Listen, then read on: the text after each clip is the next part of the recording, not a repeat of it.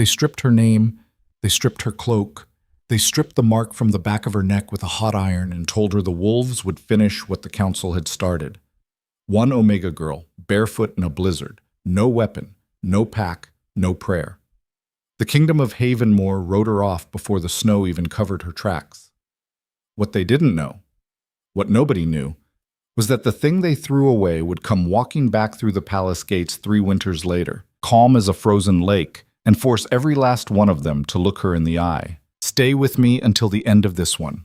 Hit that like button and drop the name of the city you're watching from down in the comments. I read every single one. Let's go. The bell over Havenmore's High Court had not been rung in 11 years. It was an old bronze thing, green at the seams, hung from a crossbeam of black pine that had been cut down in the founding winter and never replaced. When it rang, it meant a trial. Not a petty trial over stolen grain or a fistfight outside the tanner's row. A blood trial. The kind where a name got carved off the kingdom's rolls and a body got dragged out past the tree line. It rang 3 times that morning, and every soul in the lower city stopped walking. Snow came down in slow, fat flakes, the kind that looked almost gentle until you'd stood in them long enough to feel your fingers go stupid. Children were pulled indoors. Stall owners hauled their tarps down off their carts and tied them tight. A blacksmith named Oren set his hammer on the anvil so carefully you'd have thought it was made of glass, and then he just stood there, staring at the door of his own forge, like it might tell him something. Up at the palace, the bell kept ringing. Nyra Voss was already in the cell beneath the council chamber. She had been in it for 2 days. She had not slept for any of them. There was a bench along the stone wall, and there was a bucket in the corner, and there was a slit of a window up near the ceiling that let in enough light for her to watch the frost grow thicker across the inside of the bars by the hour. Her wrists were bound in iron. The iron had a band of silverleaf worked into it, because silverleaf did something unpleasant to people like her, and the council had decided that a little unpleasantness was owed. She was 22 years old. She looked older. Not in her face. Her face was still sharp and clean, dark brows, dark eyes, a mouth that had learned a long time ago not to shake, but in the way she sat. She sat like a woman who had already done the math on her own life and come up short. The guard who brought her water was named Tave. He was maybe 19. He couldn't look at her. "Drink it," he said. "Council doesn't want you passing out before they read the charge." Kind of them. "Please." She took the cup. Her hands were steady. She had made them steady on purpose. She drank and handed the cup back, and Teve's fingers brushed hers, and he flinched, actually flinched, like she'd burned him. "They did the vote last night," he said. It came out half a whisper. "I wasn't supposed to hear. I was outside the door. I was... Nyra, I'm sorry. Don't. Tave, don't. If anyone hears you apologizing to me, they'll put you in the next cell." He swallowed. He was a good kid. He had grown up 3 doors down from her on Cold Lane, and she had once stitched his thumb back together after he tried to whittle a rabbit out of a hunk of pine with a knife he was not old enough for. His mother had paid her in a loaf of black bread and a jar of pickled onions, and that had been a good week. He said, "Alaric voted against you." She didn't answer. She already knew. "All of them did," Tave said. "All 7. It was unanimous." "I know." There wasn't anybody." "I know, Tave." He hovered. He opened his mouth. He closed it. Upstairs, the bell rang for the 3rd time, and the sound crawled down the stone walls and stopped in her chest like a hand pressing flat against her ribs. "Go," she said quietly. "You don't want to be down here when they come for me." He went. The council chamber of Havenmore was built like a stone throat. Long and narrow, curved at the far end, with 7 high-backed chairs along the curve and a single flat dais in the middle where the accused stood.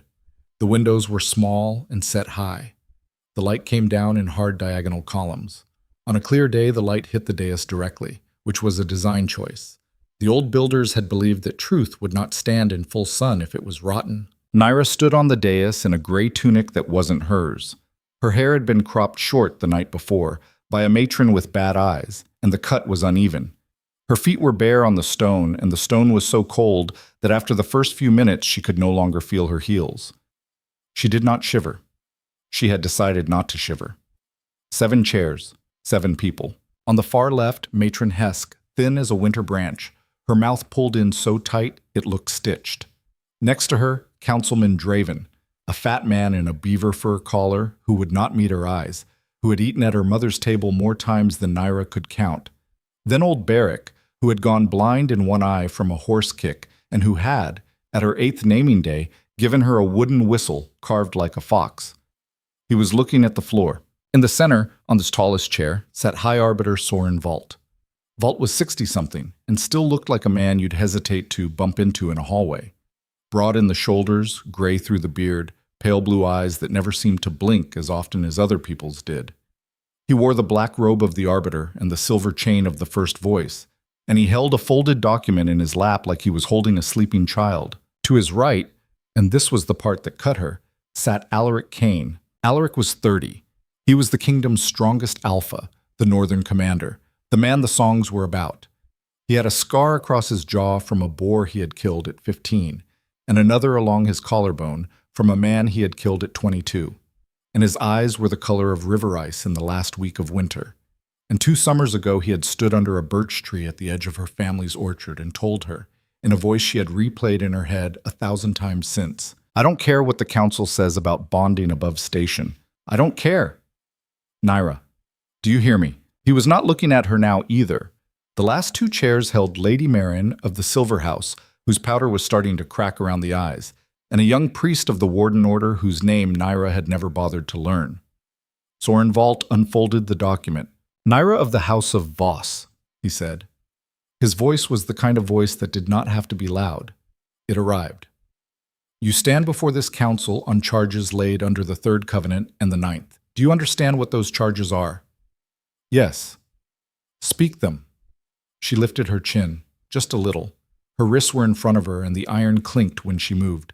"Conspiracy against the crown," she said, "and bloodline corruption." "Correct." "They're not true." A small dry sound moved through the chamber. Matron Hesk made it. It might have been a laugh. Vault turned a page. "The testimony of 2 witnesses, sealed and read into the record yesterday evening, places you in the eastern orchard on the night of the 16th, in the company of a foreign rider bearing the crest of the House of Vel. You were observed accepting a sealed packet from this rider. You were observed returning to your family's home by the back path.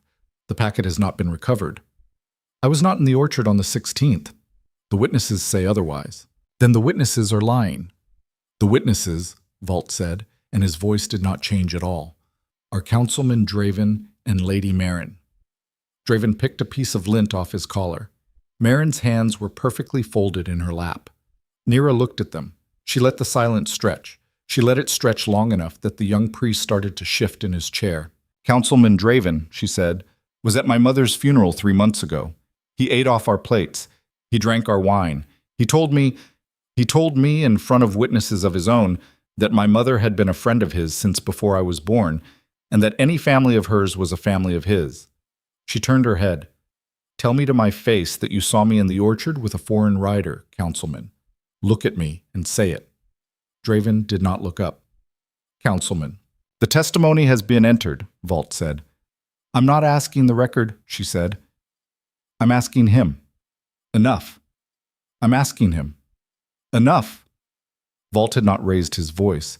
He had simply put a little weight on the word, and the word had landed. Nyra closed her mouth. She let her eyes move along the row. Hesk, Draven, Barrick still staring at the floor, Vault, unblinking, Alaric, who was looking at the far wall as if there were something written on it only he could see, Marin, the priest, 7. "I am an Omega of the House of Voss," she said. Her voice was steadier than she'd expected. "My grandmother sat on this council. My great-grandfather rode with the founder. I have lived in this city my entire life. I have healed your children. I have stood watch on your walls during the fever year, without pay, without pack, because I was told that service was the way to earn a place." She paused. She breathed. "You don't have evidence. You have a story. And you already decided to believe it before I walked in here. But do you dig that?" "Well, is that your defense?" Vault said. "My defense is that I'm telling the truth. And none of you care." The priest inhaled, slow, through his nose. Vault did something then that she would remember for a long time after. He smiled, not a cruel smile, not a satisfied one. Just a small, tired smile, like a man acknowledging that the weather had turned the way the almanac said it would. "The council has deliberated," he said. "The council has voted. The charges are affirmed. The sentence? Arbiter," Alaric said. Every head in the chamber turned. Alaric Kane did not stand. He did not raise his voice. He simply set both hands flat on the arms of his chair, and the muscles of his forearms went visible through the sleeves of his coat, and he said the one word, and waited. Vault looked at him. "Commander, I want to read the witness statements myself. They have been read into the record. I want to read them myself." A silence, a long one. Nyra did not breathe. She felt for one bright, terrible second that something was about to move. Vault said, "The witnesses are members of this council. Their word is the record. You know this, Commander." "I know it." "Then sit." Alaric did not move. "Commander Kane?" "I am sitting." "Then say nothing further." A muscle moved in Alaric's jaw. His ice-colored eyes flicked very briefly to Nyra, and for the first time since she had walked into the chamber, he looked at her. Actually looked at her, and what she saw in his face was not love and not even apology. It was calculation. It was a man weighing two weights against each other and deciding. He looked away. Something inside her, something she had been holding together with both hands for 2 days, came loose and fell. She did not let it show on her face. "The sentence," Vault continued, as if nothing had happened, "under the Ninth Covenant, for bloodline corruption compounded with conspiracy against the crown, is the erasure." Matron Hesk made a small, satisfied noise.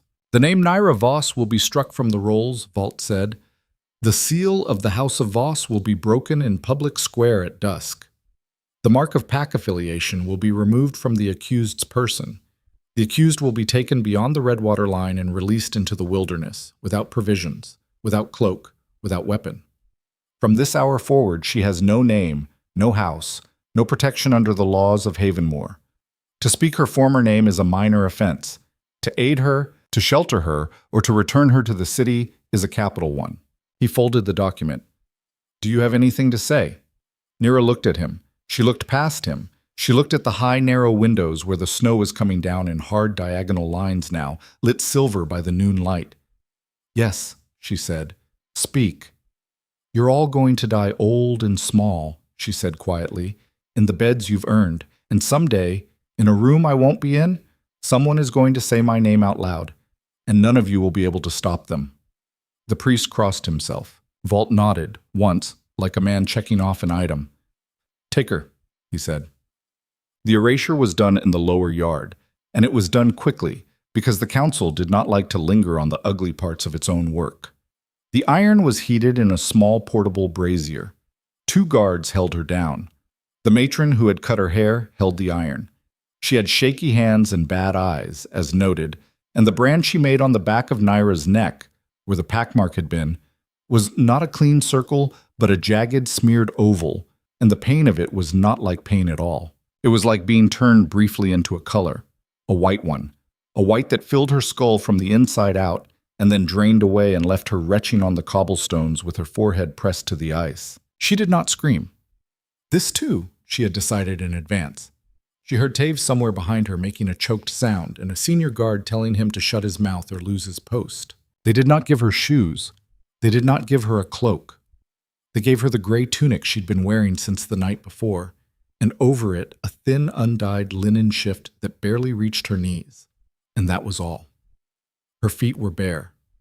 Her hands were bare. Her head was bare. The wind off the mountains hit the shaved patch on the back of her neck, and her whole body jolted as if she'd been shoved. 2 guards walked her out of the city through the north gate. A handful of people had gathered along the road. Not many. Most had stayed indoors. The ones who came out stood silently and watched her pass. Some of them she knew. Old Mother Ainsley, who had sold her mother honey for 20 years, was there, and her mouth was moving without sound. And Nyra realized after a second that the old woman was praying. A boy threw a stone.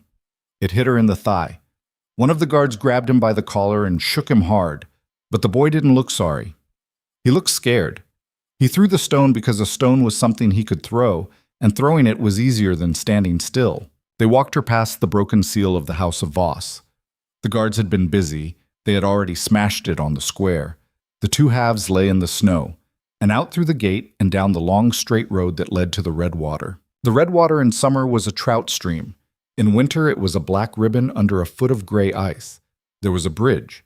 There was on the far side a pale, sparse stand of pine, and beyond the pines a rising line of dark forest, and beyond the forest the mountains.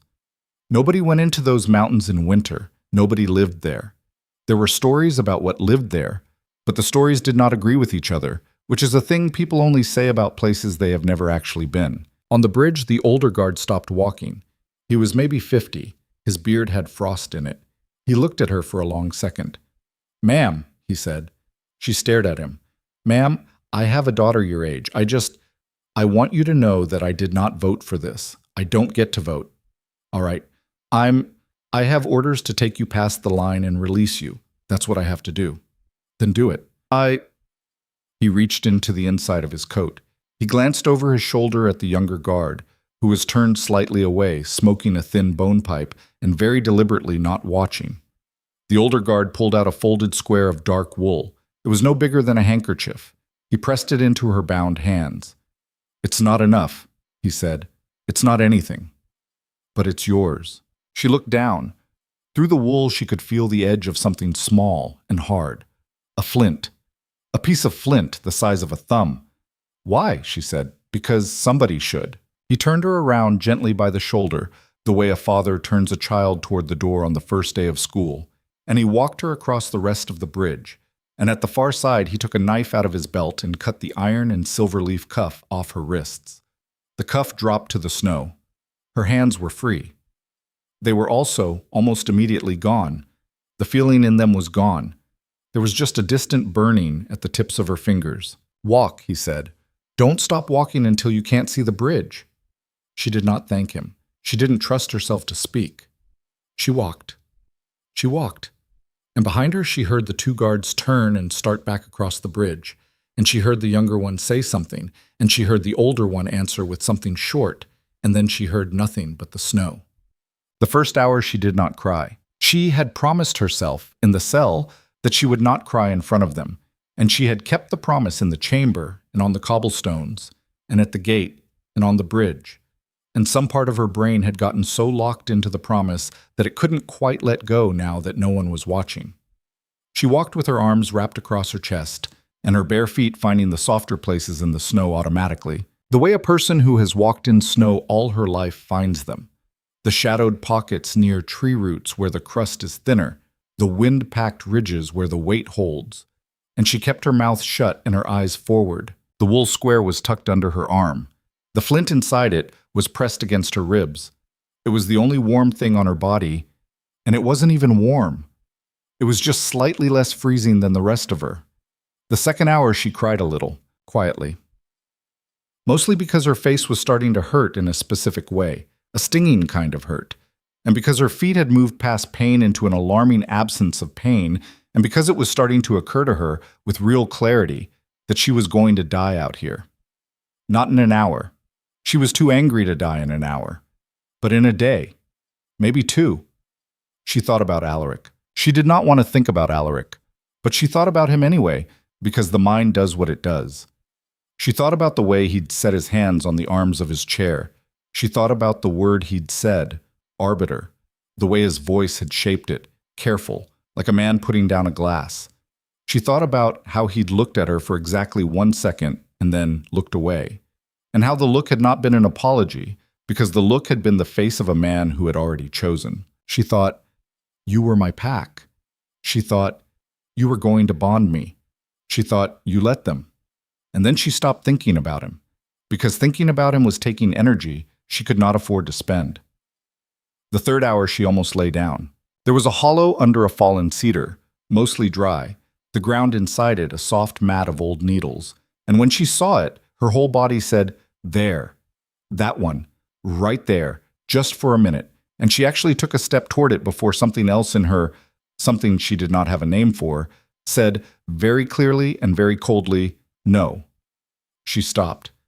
She stood in the snow with the wind pulling at her hair, and she said it out loud, in a voice that did not sound like hers. No. She said it to the hollow. She said it to her own legs. She said it to the woman who had cut her hair with the bad scissors, and to the matron who had held the iron, and to Draven and Marin, and the priest whose name she had not bothered to learn, and to Vault, and last of all, last and longest, to Alaric Kane. No. She walked past the cedar. The 4th hour, the light started to go. The light in that country in deep winter did not so much set as leak away. The sky on a clear day was the color of very old milk. And as the afternoon wore on, the milk thinned and grayed and thinned again until you realized, with a small shock, that you were walking in dusk. There had been no sunset. There was never any sunset. There was just a gradual admission that the day was over. Her feet had stopped hurting entirely. This, she knew, was bad. She stopped beside a birch. She pressed her back against it. She tried to think. Fire. She had the flint. She did not have a striker. She had no steel on her body. The cuff had been the only iron on her, and the cuff was back at the bridge. She needed tinder, dry tinder. She needed shelter. She needed to move. The problem was that the orders her mind was giving her body were not fully being received. Her hands were not hands anymore. They were the idea of hands. When she tried to flex her fingers, they moved, but they moved slowly and from a great distance, as if she were operating them by a string. She slid down the birch and sat in the snow. She told herself she was only sitting down for a second. She told herself she was gathering her thoughts. She told herself that in a second she would get up and walk to the ridge, because from the ridge she could see the line of the valley, and from the valley she could find a creek, and from a creek she could find a hollow, and from a hollow. She was so tired. Her eyes closed. The snow kept coming down. It began quietly to pile up on her shoulders, on her cropped hair, on the back of her ruined neck where the brand was already scabbing at the edges in a crust of dark and pink. And then, and this is the part she would later not be sure about, she would never be fully sure whether it happened the way she remembered it or whether her dying brain invented it. She heard a sound. It was not a wolf. It was close to a wolf, but it was not a wolf. It was bigger, and it was not moving the way a wolf moves. It was standing perfectly still, somewhere off to her left, somewhere in the dark of the trees, and it was breathing, slowly, very slowly, like something that knew it had time. Her eyes opened. Every hair on her body, the ones that could still feel anything, stood up. She did not turn her head. She did not want to turn her head. Turning her head felt obscurely like the wrong move. She kept her eyes forward and she reached, very carefully, very slowly, with the stupid faraway hand that she had left, and she peeled the wool square out from under her arm, and she folded her fingers around the flint inside it, and she squeezed. The edge of the flint cut the pad of her thumb. She could not feel the cut, but she saw the bead of blood come up, dark, almost black in the failing light, and the sight of her own blood did something to her that being thrown out of the city had not done, and being branded had not done, and being left on the bridge had not done. It woke her up, not metaphorically, really. Her spine straightened against the birch, her jaw set. Her eyes, which had been half closed, opened all the way, and something behind them, some light, some heat, she didn't have a word for it and wouldn't for years, clicked on. The thing in the trees took a slow step forward. She heard the snow give under its weight. It was heavy, heavier than a wolf, heavier than a man. She made herself look. She turned her head slowly along the line of the birch's trunk, and she looked into the dark between the pines, and she could not, at first, see anything. Then she could. Then she saw the shape of it. A long, low back, a head lower than the back, eyes that caught what little light was left and held it in 2 pale coins. A nightcat. She had seen one once as a child. Her father had killed it with a spear and 2 dogs and a ruined arm. It had taken him 3 days to die after. The nightcat had been half the size of this one. It took another step. Her bloody thumb tightened on the flint. And something in her chest, something under the brand, something older than Havenmore, and older than the council, and older than any name anyone had ever given her, opened its eyes. It was not a thought. Thoughts were slow. This was fast. This was the whole of her body rearranging its priorities in the space between one heartbeat and the next. Her breathing went quiet. Her pulse slowed. The cold which had been eating her alive receded to a dull buzz at the edges of her awareness. The hand holding the flint stopped shaking. The other hand, the one she had been sure was gone, closed, experimentally, into a fist, and the fist worked. Her vision sharpened, not in a magical way, not in a way she would have been able to explain to anyone, just the edges of things got clearer. The cat's shoulder, which had been a suggestion, became a shoulder, the angle of its head, the set of its front paws, the very slight tremor in its right hind leg. Injured, she thought. It wasn't a word she had chosen. It simply arrived. Right hind, old, favoring it, slow to turn. She was not breathing anymore. She had stopped breathing without deciding to. The cat's ears flattened. It took one more step. It was 15 feet away. At 10 feet it would leap. She moved. She didn't plan it. She didn't strategize.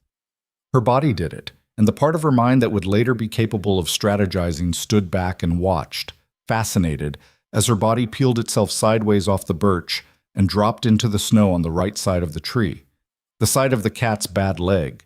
And she came up with the flint in her fist and the wool square snapping loose behind her like a tiny dark flag. The cat lunged. It was beautiful. It was also, exactly as she had somehow known, a half-second too slow on the turn. It came past the trunk on the wrong line.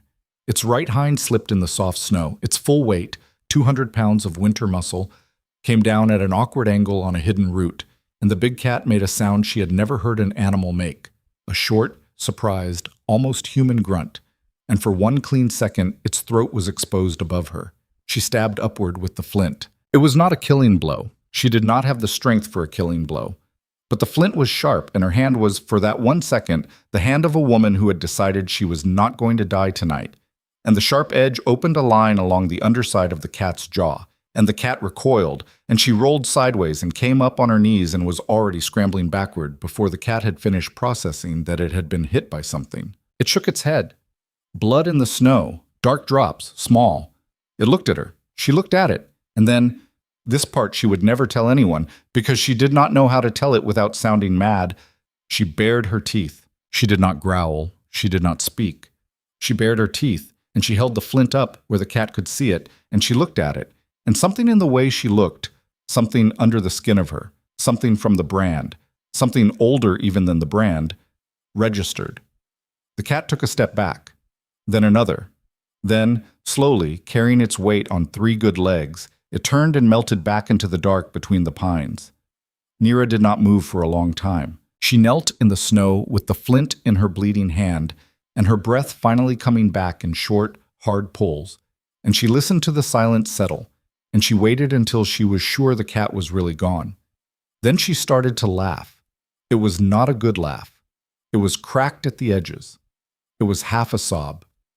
But it was real, and it was hers, and it surprised her when it came out of her own throat. "All right," she said. She said it to the trees, she said it to the snow, she said it to Havenmore, 2 valleys back, where right now 7 people in warm chairs were probably eating a warm meal and telling themselves that a small, cold thing had been concluded. "All right." She got up. Her feet still did not feel like feet, but they took her weight. She folded the wool square carefully around the flint. She wiped her thumb on the inside of the gray tunic.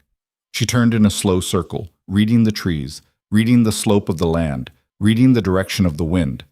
There was a hollow cedar 2 ridges over. She could not see it. She knew it was there. She did not ask herself how she knew. She started walking. She walked until full dark, and then she walked in full dark, and she did not lie down, and she did not stop. Somewhere behind her in a warm room in a stone city, a tall man with ice-colored eyes was sitting in front of a fire and not drinking the wine in his hand. And somewhere in the council chamber a bronze bell was cooling in its cradle. And somewhere under a fallen cedar 2 ridges over a hollow was waiting for her with a bed of dry needles and a mouth just wide enough for one person to crawl inside and live. She found it a little after midnight. She crawled in. She pulled her knees to her chest.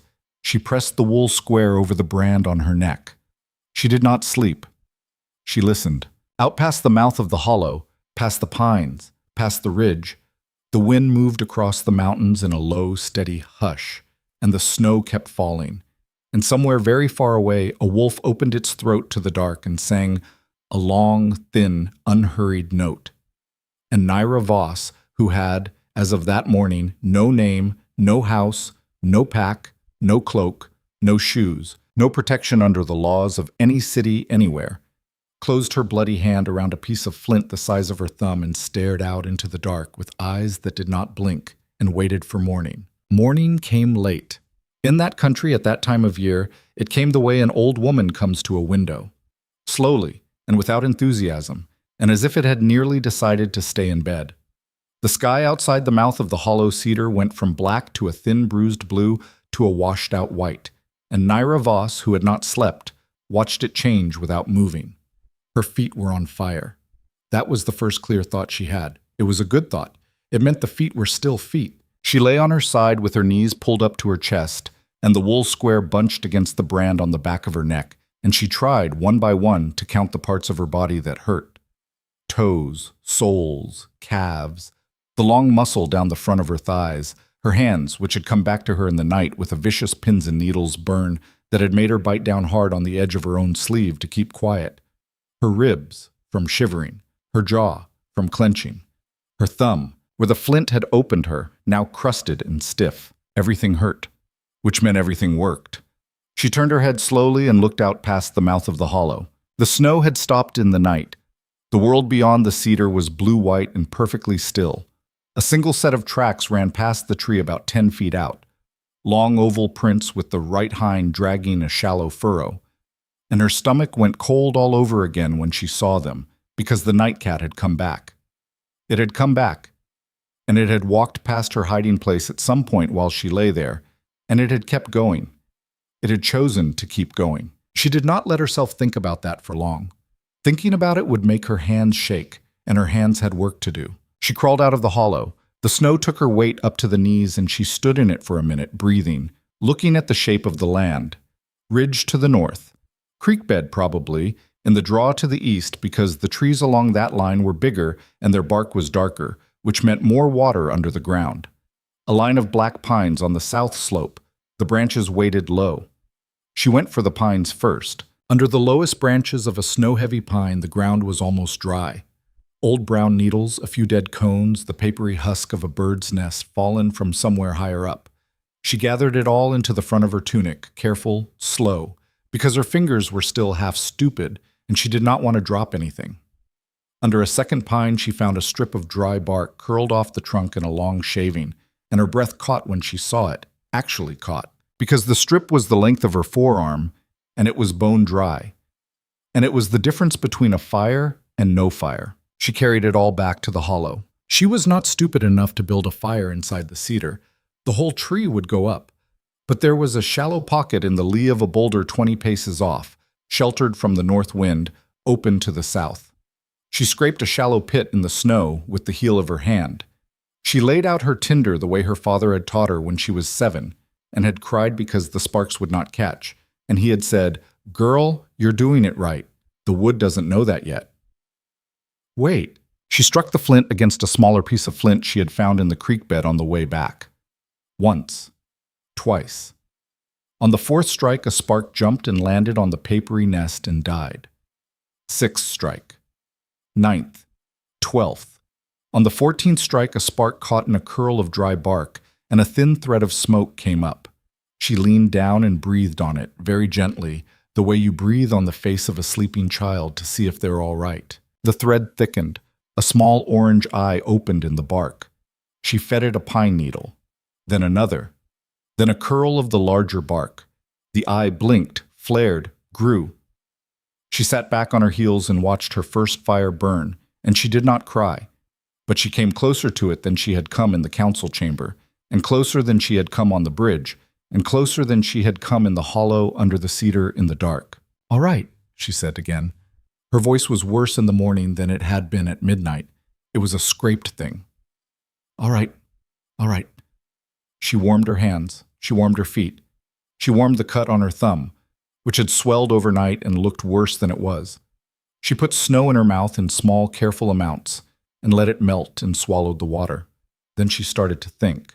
Thinking was a thing Havenmore had never asked her to do. Havenmore had asked her to be useful. to stitch hands and steep teas and stand quiet in the back of rooms and let other people's voices decide what her life was going to look like. Thinking, in Havenmore, was the work of the council, and the council was 7 people in tall chairs.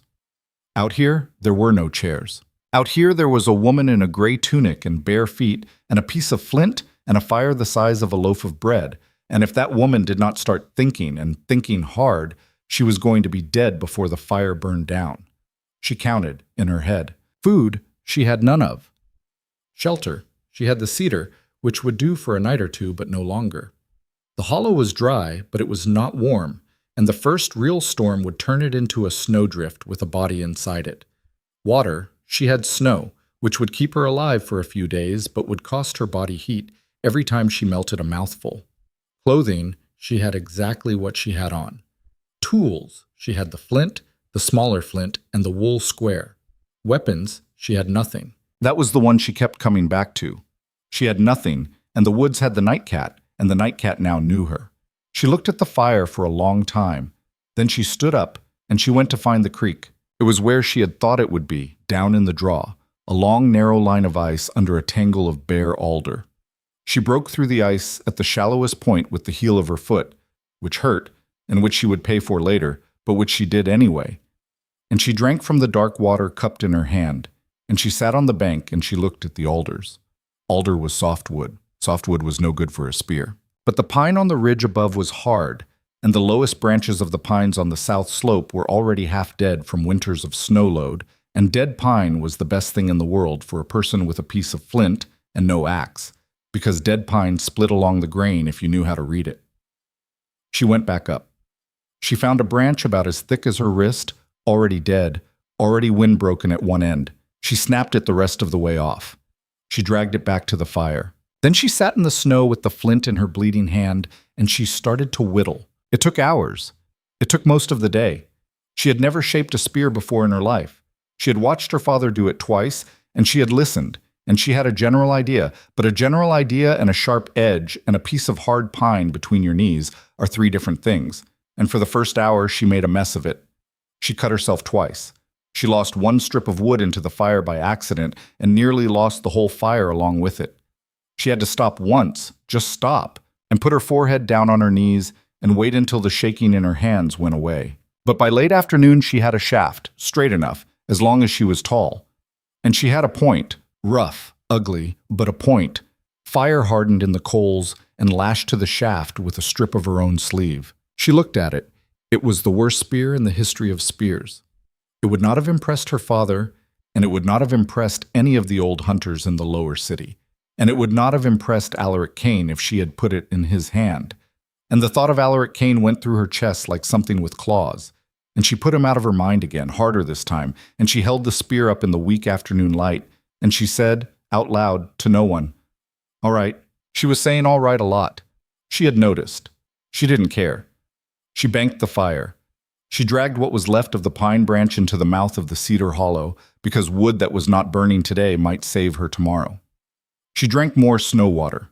She ate nothing, because she had nothing to eat, and her stomach had started doing the low, hollow cramp and release rhythm that she knew was the first day of real hunger. She would eat tomorrow, or she would start to die. She slept that night. Not well. She slept in the hollow with her back against the soft inner wood and the spear across her lap, and the fire banked outside low enough not to draw eyes, but high enough to throw warmth, and she slept in 20-minute stretches, waking each time convinced she had heard something, and each time listening, and each time hearing only the wind. On the 4th morning, she killed a hare. She was not proud of how she did it. She did not stalk it. She did not read a trail and lay a trap. She was walking back from the creek with a mouthful of half-melted snow when she came around the root of a birch, and the hare was simply there, sitting up on its hind legs, looking at her with its long ears flat against its back. And something in her said now, and she threw the spear. She threw it badly. The shaft was wrong for throwing. It went wide and low, and she thought she had missed, but the fire-hardened point caught the hare along the ribs and pinned it for 1 crucial second to the roots of the birch, and she was on it before it could finish kicking. She broke its neck with her hands. She had seen her mother do it to chickens. It wasn't the same, but it was close enough. She sat in the snow afterward with the hair in her lap, and she was crying a little, not from guilt and not even really from relief, but because her body had been holding a great deal for 4 days, and something had finally cracked, and a small amount had come out. She skinned the hair with the flint. She saved the hide. She cooked the meat on a flat stone at the edge of the fire, and when she put the first piece in her mouth, her whole body went quiet. In a way, it had not been quiet since the cell under the council chamber, and she understood, for the first time, something her father had tried to tell her when she was 11 and had not wanted to hear. Hunger is a teacher, he had said. Pain is a teacher. You'll listen to them or you won't, but they don't care either way. She listened. Over the next weeks, she listened hard. She learned the creek. She learned which bend held trout under the ice and which bend didn't. She learned to spear them through a hole she kept open with a rock wedged in the edge. She learned to build a drying rack. She learned to stretch the hair hide, and then a second one, and then a third, and to work them with wood ash and her own teeth until the leather went soft enough to wrap around her feet. She learned to line the feet wraps with dried moss, and she learned which moss kept warm when it got wet, and which moss just rotted. She learned the pines.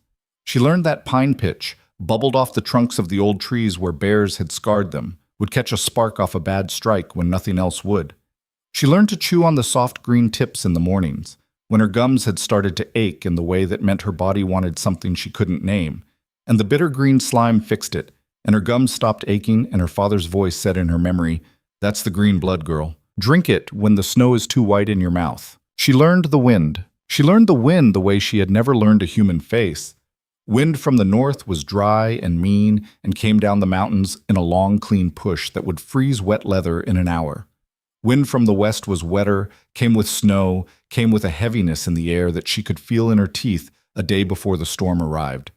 Wind from the south was warm and rare and dangerous because warm meant melt, and melt meant ice under the melt, and ice under melt meant a foot through the creek and a ride down the draw and a death within the hour. She learned the night cat's range. She never saw it again after that first night, but she saw its sign.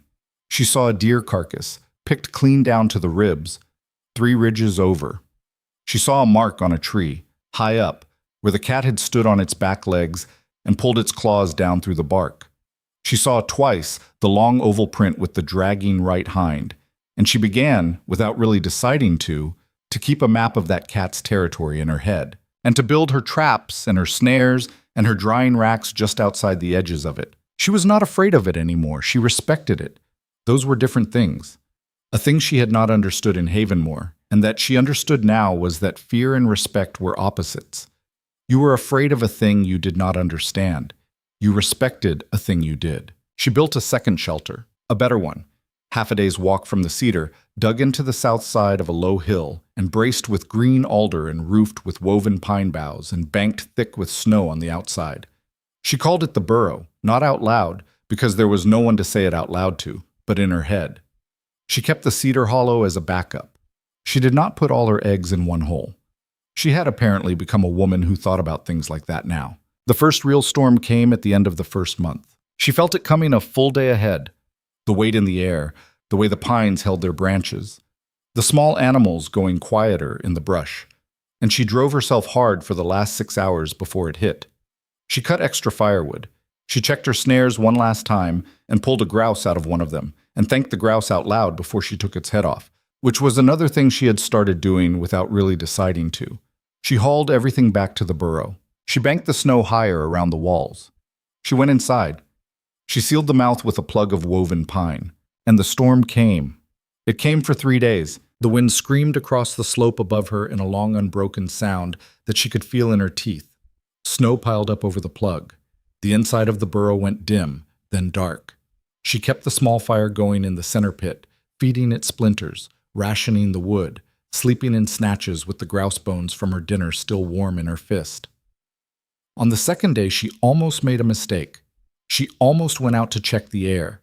She told herself the fire was smoking badly, which it was, and that she needed to clear the air hole, which she did not.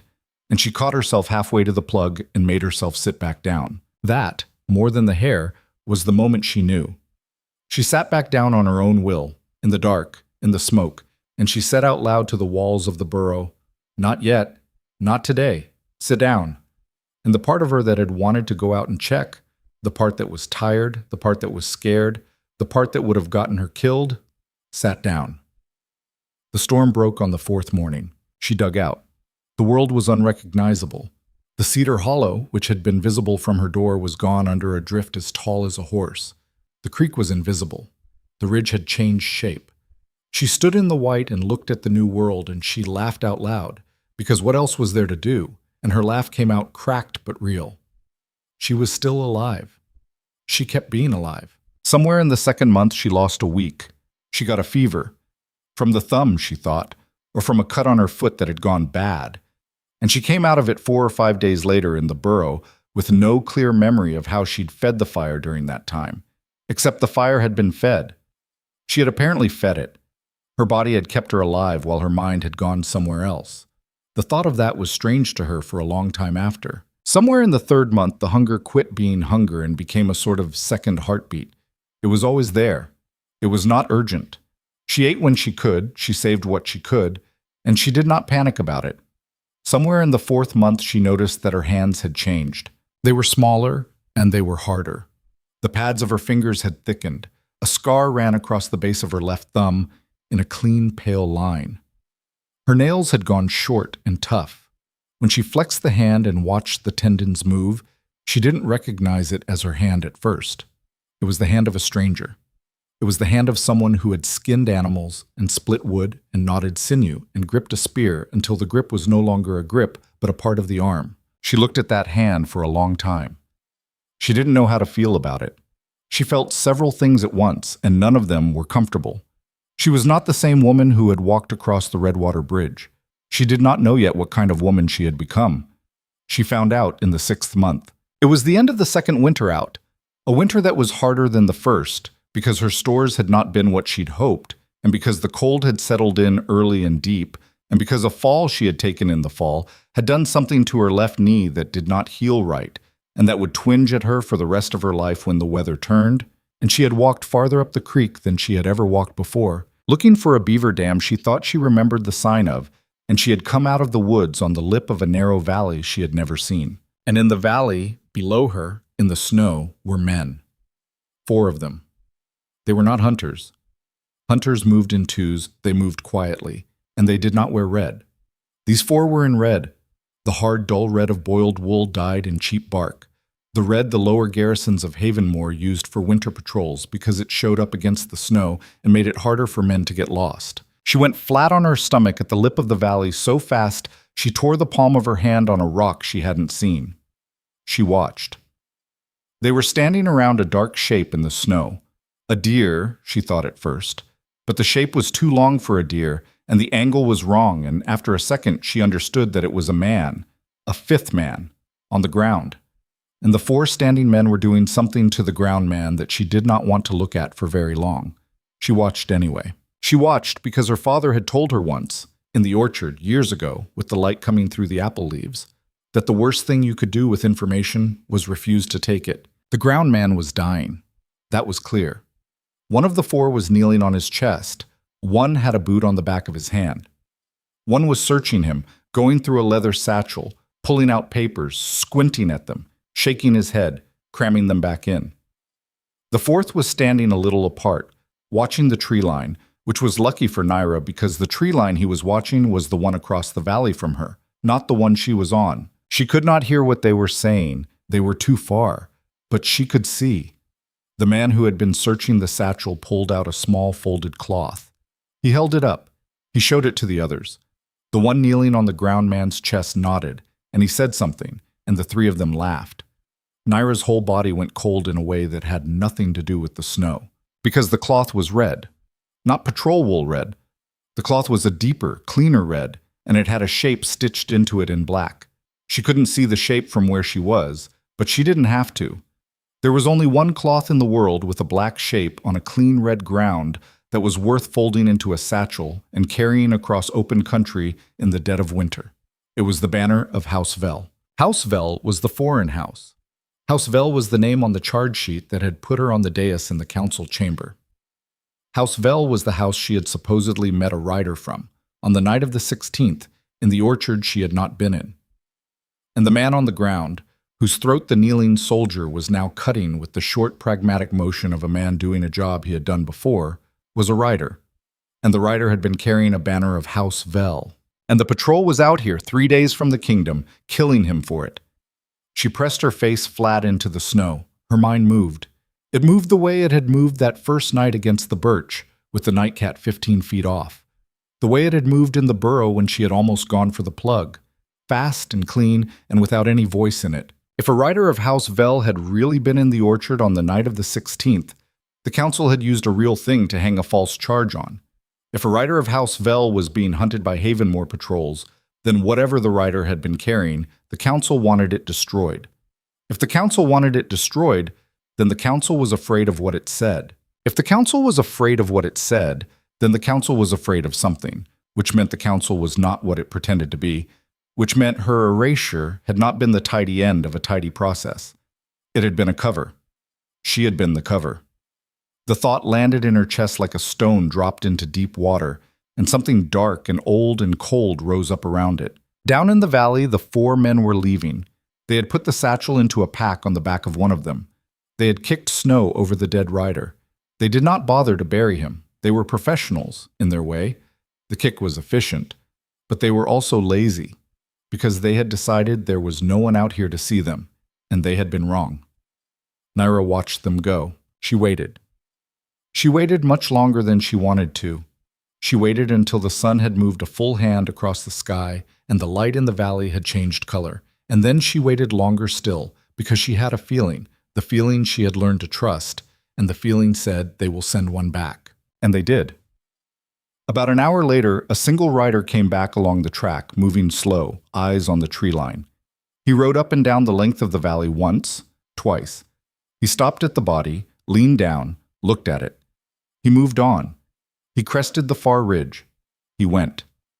Nyra waited another half hour, then she went down. She went down the slope on her bad knee, slipping twice, catching herself on alder branches, and she crossed the flat of the valley at a crouch, and she knelt beside the dead rider, and she made herself look at him. He was maybe 30, thin face, a little beard along the jaw. His eyes were open. She closed them. His throat was a mess. She did not look at the throat for longer than she had to. She went through him the way the patrol had gone through him, only slower and with different intentions. They had wanted the banner. They had taken it. They had not been looking for anything else. Patrols rarely were. Patrols were told what to take, and they took it, and they went home. She was not a patrol. She checked his boots. Inside the right boot, between the lining and the leather, her fingers found the edge of a folded paper. She pulled it out. It was a single sheet, waxed on both sides against moisture, folded small. She unfolded it with hands that had gone very steady. The paper inside was dry. The writing was small and neat, and in a hand she did not recognize. It was a list of names. There were 12 names on it. She knew 4 of them, because she had stood in a chamber and watched those 4 vote to cut the mark off her neck. Draven, Marin, Hesk, Vault. Beside each name was a number, and beside each number was a second number. And at the top of the page, where a heading might have gone, there was only a date from 7 summers past, and 3 letters she did not know how to read, in what looked like a trade cipher. She did not need to read the cipher. She knew a ledger when she saw one. 7 summers past. 7 summers past had been the fever year. The fever year had taken her mother, and it had taken 200 other people in the lower city, and it had been very bad. And at the end of it, the council had levied an emergency tax on every household that had survived. A tax that had not, as far as anyone she knew had ever been able to figure out, been fully accounted for. She folded the paper. She tucked it inside the wool square. She tucked the wool square inside her tunic, against her skin, under the brand on the back of her neck where she could feel it with every breath. She stood up over the dead rider. She did not know his name.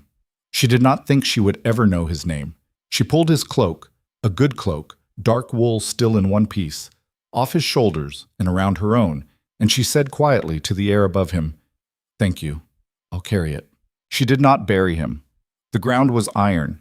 She piled stones on him instead, from the bed of the valley, until the stones were as high as her waist, and then she walked away. She walked back up the slope. She walked back into the trees.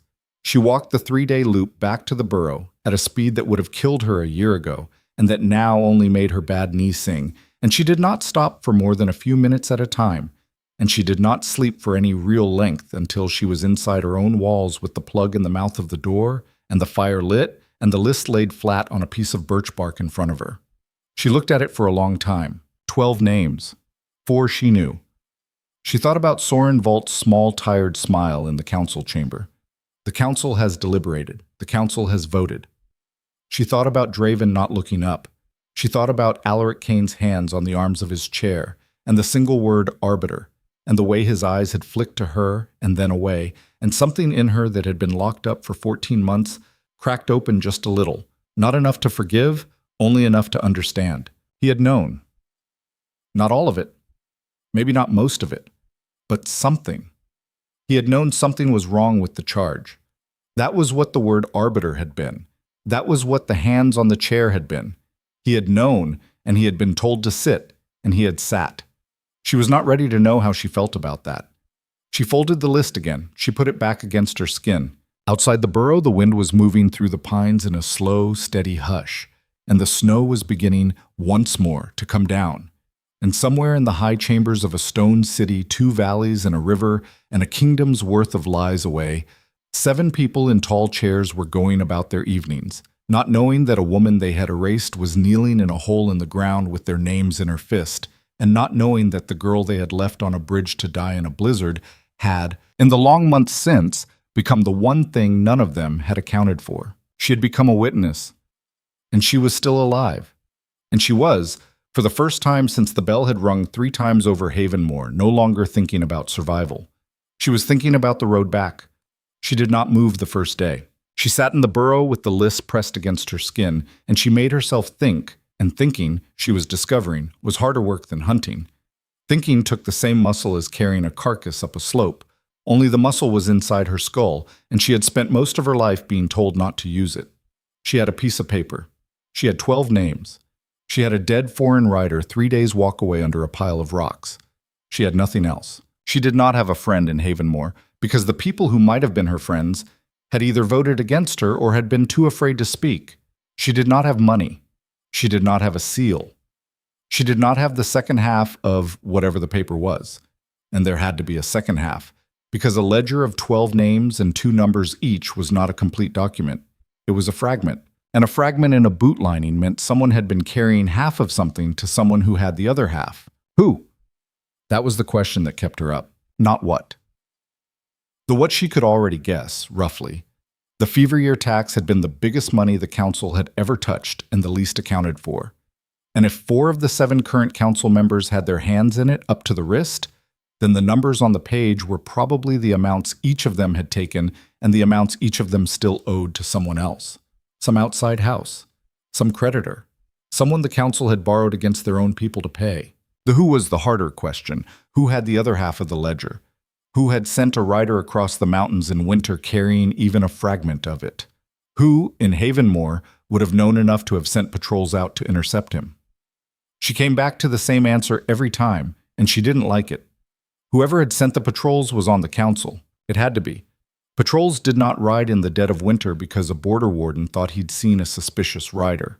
Patrols rode because someone at the top of the kingdom stood up from a tall chair and said the word go.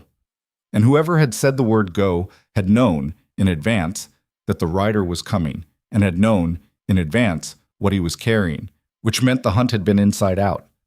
Someone on the council had sent the rider, and someone else on the council had killed him. The council was not a council anymore. It was a room full of knives. She watched the fire, and she turned that thought around in her head until the edges of it dulled. On the second day, she went back out. She had to. The hare she had put by was running low, and she had eaten through the grouse bones for broth 3 nights running, and a body that was going to walk to Havenmoor in the spring was a body that had to carry meat on it in the winter. She checked her snares. She got a weasel, which she had never eaten before, but which she ate now without fuss. And she got a second hare, and she got nothing on the 3rd loop. And she came back to the burrow with her breath freezing on her eyelashes, and her bad knee singing louder than it had sung before. On the 3rd day, a man came to the valley. She saw him from the ridge. One man, alone, on foot, not in red. He was tall, and he was favoring his right side as he walked. and he was carrying a hunting bow unstrung in his left hand with the bowstring wrapped around the grip, which was the way a man carried a bow when he didn't intend to shoot anything and wanted you to know it. He was following her tracks. He was not being subtle about it. He was walking along her prints from 2 days ago, stopping where she had stopped, kneeling where she had knelt, looking at the trees she had looked at. He was reading her the way she had learned to read the nightcat. She went flat behind a deadfall and watched him. He was maybe 35, dark hair gone long and tied back, a beard halfway between trimmed and wild. He was wearing a coat she recognized, the long, dark coat of the Northern Rangers, but without the clasp, which meant he either was a ranger who had taken his clasp off on purpose or was a man who had taken a ranger's coat off a corpse. His right sleeve was stained dark along the forearm, old blood, not fresh. The right side he was favoring was a rib, probably cracked. He stopped about 40 feet out from her deadfall. He looked at the deadfall. He said without raising his voice, "I know you're there. I'm not going to come closer. I have one arrow in this quiver, and you are going to see me put it on the ground." His voice was low and dry, not a voice that had shouted recently. He did exactly what he'd said. He slung the quiver off his back, pulled one arrow out of it, set the arrow carefully on a patch of cleared snow at his feet, and took 3 steps back from it. Nyra did not move. "I'm going to sit down," he said. "Please don't put a spear in me while I'm sitting. I've had a long week." He sat down. He lowered himself carefully, one hand braced against a rock, and the carefulness told her the rib was worse than he was letting show. He tucked his legs under him. He rested his empty hands on his knees. "My name is Exiled," he said. "I was the man who was supposed to meet the rider." She did not move. "I know you have what he was carrying," he said, "or part of it, because I have been walking his back trail for 5 days, and I came across a patrol kill 2 days back with the body stoned over, and patrols don't stone their dead. So, someone else was there. Someone with enough sense not to leave a body for the foxes, and enough luck to still be breathing." Her hand closed on the shaft of her spear. "I'm not going to ask you to trust me," the man called Kale said. "I wouldn't. In your place, I wouldn't. But I'd like to talk. And if at the end of the talk you don't want to talk anymore, I'll get up and I'll walk back out the way I came, and you can decide what to do with me when my back is turned, and I'll take my chances." Silence. Wind in the pines. "I know you're the Voss girl," he said. Her breath stopped. "I don't know what you look like now," he said. "Nobody's seen you in over a year. But the only person the patrols would be hunting this far out in winter, other than a House Vel rider, would be someone they'd been told was already dead. And I've been north of the Redwater for 6 weeks. I haven't seen a body." She stood up. She did it slowly, spear first, coming up out of the deadfall like something that had grown there. She stepped around the end of the fallen trunk and into the open. She kept 20 feet between them. She kept the spear point level with his chest. He looked at her. He looked at her for a long second, and something moved in his face that she couldn't read, and he said quietly, "Gods, they really did it." "Don't say gods to me." "All right, stand up." "I'm better off sitting, rib." "Stand up." He stood up. He winced when he did it, which either meant the rib was real or meant he was a good actor. She wasn't in a position to tell the difference. Her spear did not move. "The paper," she said. "I'm sorry?" "Who has the other half?" His eyebrows went up, just a little. It was the first reaction on his face that looked unpracticed. "You read it." "I read enough of it." "Not many people could read enough of it. That's written in a trade cipher from the South Coast." "I didn't need the cipher. I recognized 4 of the names." "Which 4? "Voss." He waited. 4 of the 7 who voted against me," she said. "Vault, Draven, Hesk, Marin." He let out a breath. It came out shaky. "You're smarter than your mother said you were." Her hand tightened on the spear hard enough that she felt the grain of the wood bite her palm. "You knew my mother." "A little. Not well. She did a kindness for a cousin of mine once, and she did it without asking for anything back, and I remembered. That's all." "You knew her, and you didn't speak for me." "I was not in Havenmore when they took you. I was 300 miles south. I heard about your trial 6 weeks after it happened, and by then there was nothing I could have said from 300 miles that anybody in that chamber would have listened to, and you were a name on a wall already." He paused. "I'm sorry, that's not an excuse." It's a fact. She did not lower the spear. The other half, she said again. He nodded. The other half is in Havenmore, he said. In a box, under a floorboard, in a house I used to live in. Whose? Mine. And who are you? He looked at her for a long time. Then he pulled the glove off his left hand, slowly, with his teeth, and he held the bare hand out in the cold air and turned the palm toward her. There was a mark on the meat of his thumb, an old scar. A small, neat, intentional shape. 3 lines crossed. She knew that mark. It had been the mark on the signet ring her mother had worn on her smallest finger, the ring that had gone into the ground with her. I'm your mother's brother, Cale said quietly. Half-brother. Different fathers. She never told anyone. She was not supposed to have a brother at all. I was not supposed to exist. The ground did something under her feet. Not in a physical way. In the way the ground does when you hear something that rearranges the shape of your own life. My mother didn't have a brother. Your mother did have a brother. She had one on the record. Karen, you knew him. He died in the fever year. And she had one who was kept off the record because the Voss line was not supposed to branch, because the council of the time was not going to allow the Voss line to branch, because the Voss blood... He stopped. He shook his head. You don't know any of this. Tell me. Put the spear down first. No. All right. His hand stayed up, palm out, the old scar between them like a small flag. The Voss line carries something. In the blood. It does not come out in every generation. It came out in your grandmother. It skipped your mother. It skipped Karen. It skipped me. He looked at her steadily. It did not skip you. What did not skip me? A sensitivity? I don't have a clean word for it. Your grandmother could walk into a room and know, within a minute, who in that room was going to move next, and how, and why.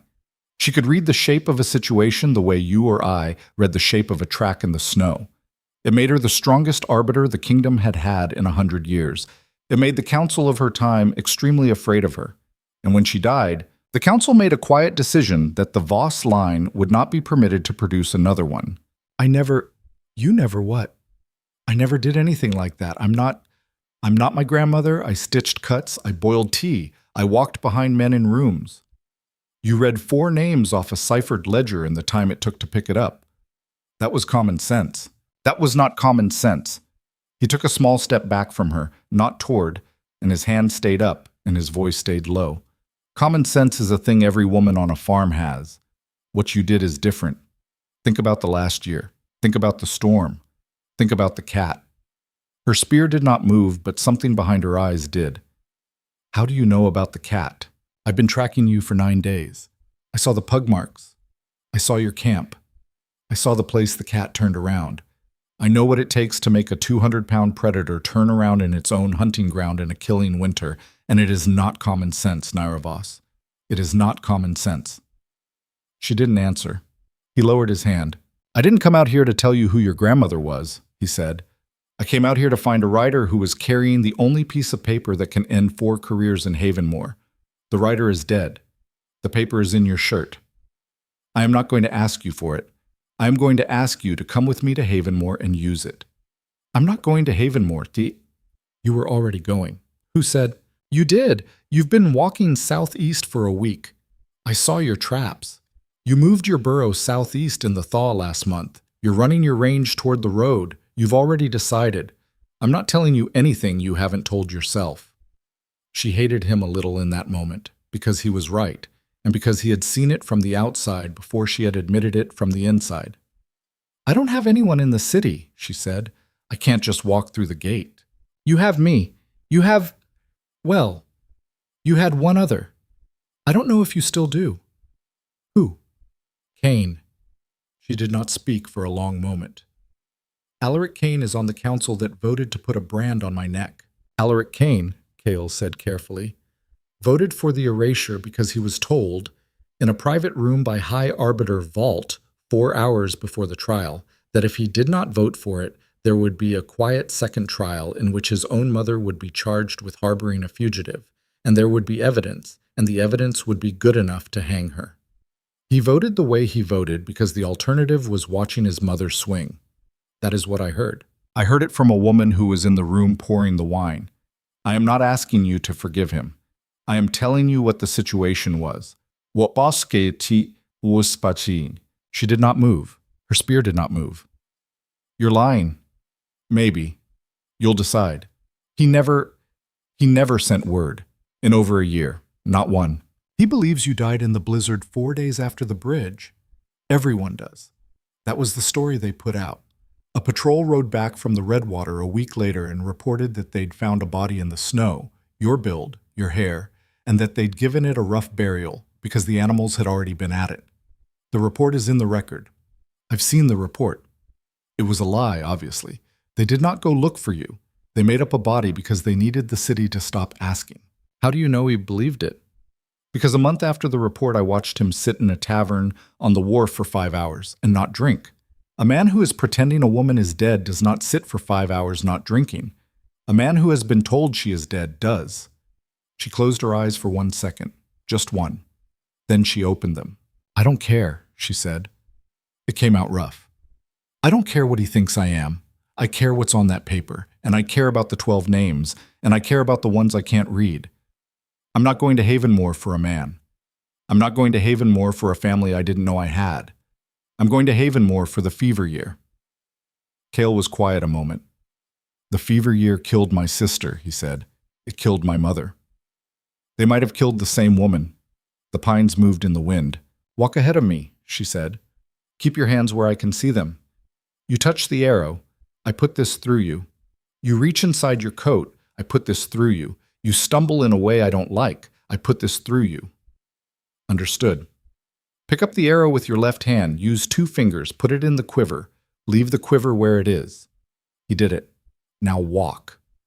He walked. They spent 4 days moving together along the edge of the high country before they turned south for the road. 4 days was long enough for her to learn several things about him. He was not, as he had claimed, just a ranger with a bad rib.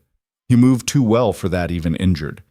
He read a trail the way she did, which was to say, not the way the city taught men to read trails.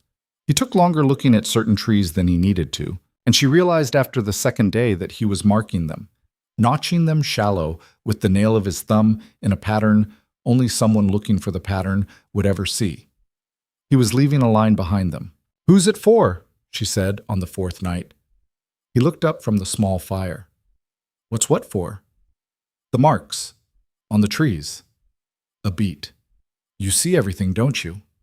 Who are they for? In case I don't come out of Havenmore, he said. In case you don't either. Someone is going to walk this trail in the spring, and they're going to be looking for certain marks. That's what they're for. Who? Someone who owes my sister a debt. You're not going to tell me. No. Because if you're caught in Havenmore and they put a hot thing against you, I would rather you didn't have a name to give. She sat with that a minute. That's the first sensible thing you've said to me. He smiled a little. I'm capable of the occasional one. On the 5th day, they hit the road. The road south out of the high country was not much of a road. A track, really. 2 ruts worn into the ground by summer wagons.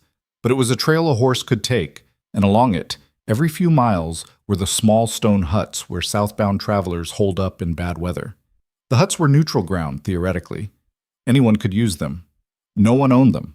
In practice, they were watched, because a hut with a chimney in winter was a thing a certain kind of person made their living sitting near. Cale slowed a mile out of the first hut. Smell that, he said.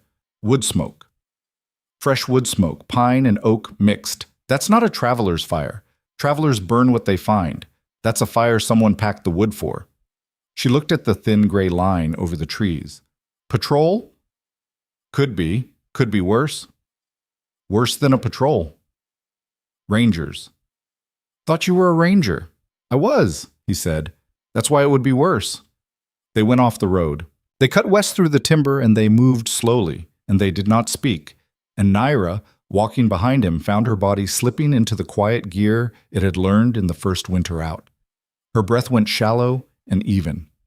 Her feet found the softer snow. The spear in her hand felt like a part of her arm. She was aware, in a way that was new and also not new, of where every sound in the forest was coming from.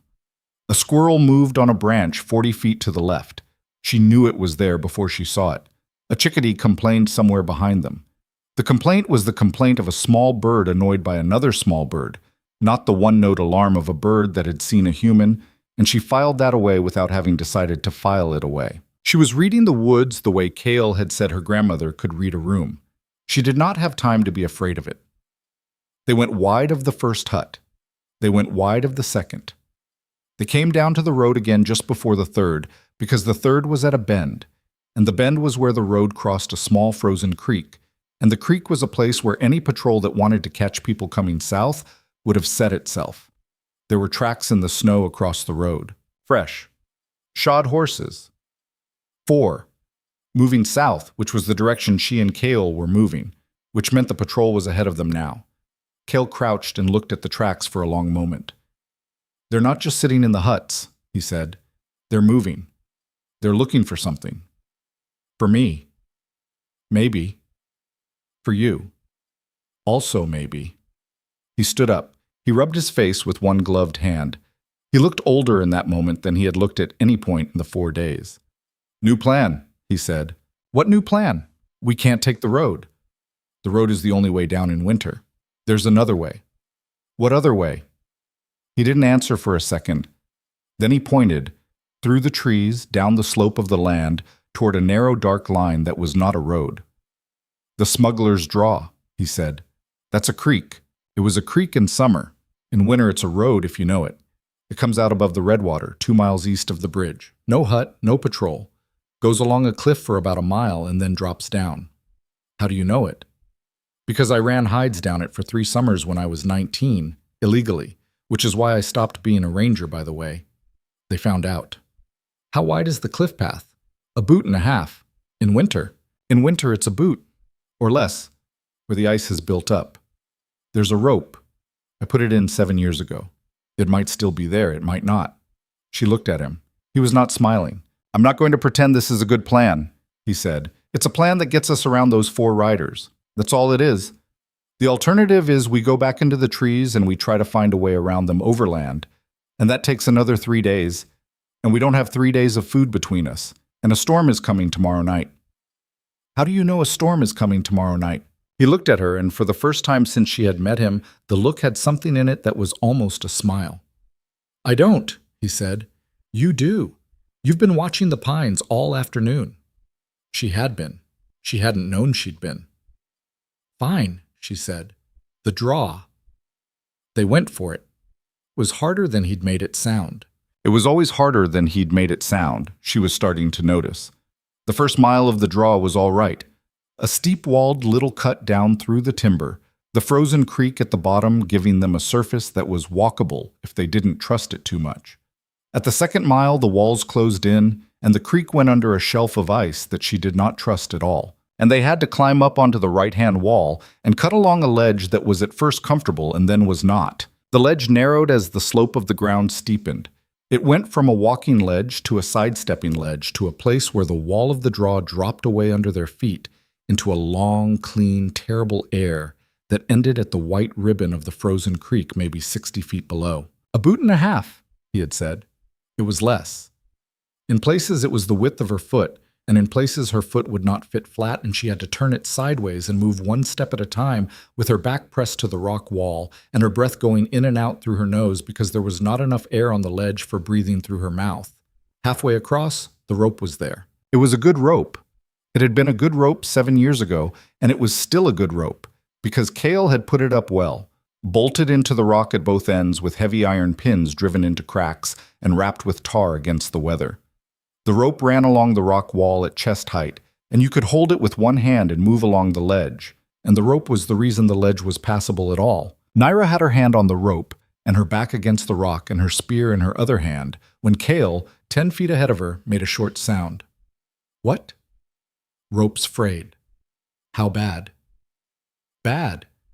He was standing at a place where the rope, running along the rock, had sawed over a sharp edge for 7 years of wind and 7 years of ice, and the strands of it were worn through to a thickness she could not tell from behind him, but that had made his voice go flat.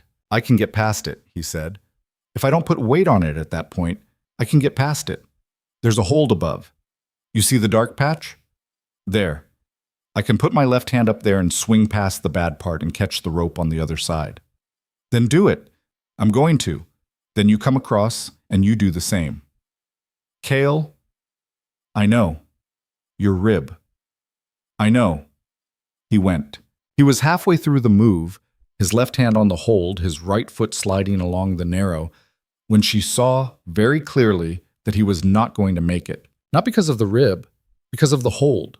The hold was ice. It had looked dark because of shadow, not because of stone. His glove went onto it and his hand slid, and the slide lasted a long, bright second, and he got his fingers into a crack just below the ice in time to keep himself on the wall, but not in time to keep from losing the rope. His right hand came off the rope as his body twisted. His weight went onto the fingers in the crack, and the fingers held, and his body swung out over the drop. He made a sound, not a scream, a short, hard grunt. Kale, I'm all right. Hold. I'm holding. He was not all right. His feet had slipped entirely off the ledge. His whole body was hanging from the fingers of his left hand jammed into a crack in the rock, and his right hand was flailing for the rope, and the rib that he had been favoring for a week was now being asked to carry all of him. Nyra moved. She moved without thinking, the way she had moved against the nightcat, the way she had moved in the burrow. 4 steps along the ledge, fast, her hand on the rope above the frayed part, her feet finding their own placements like they belonged to someone else. She reached the frayed patch.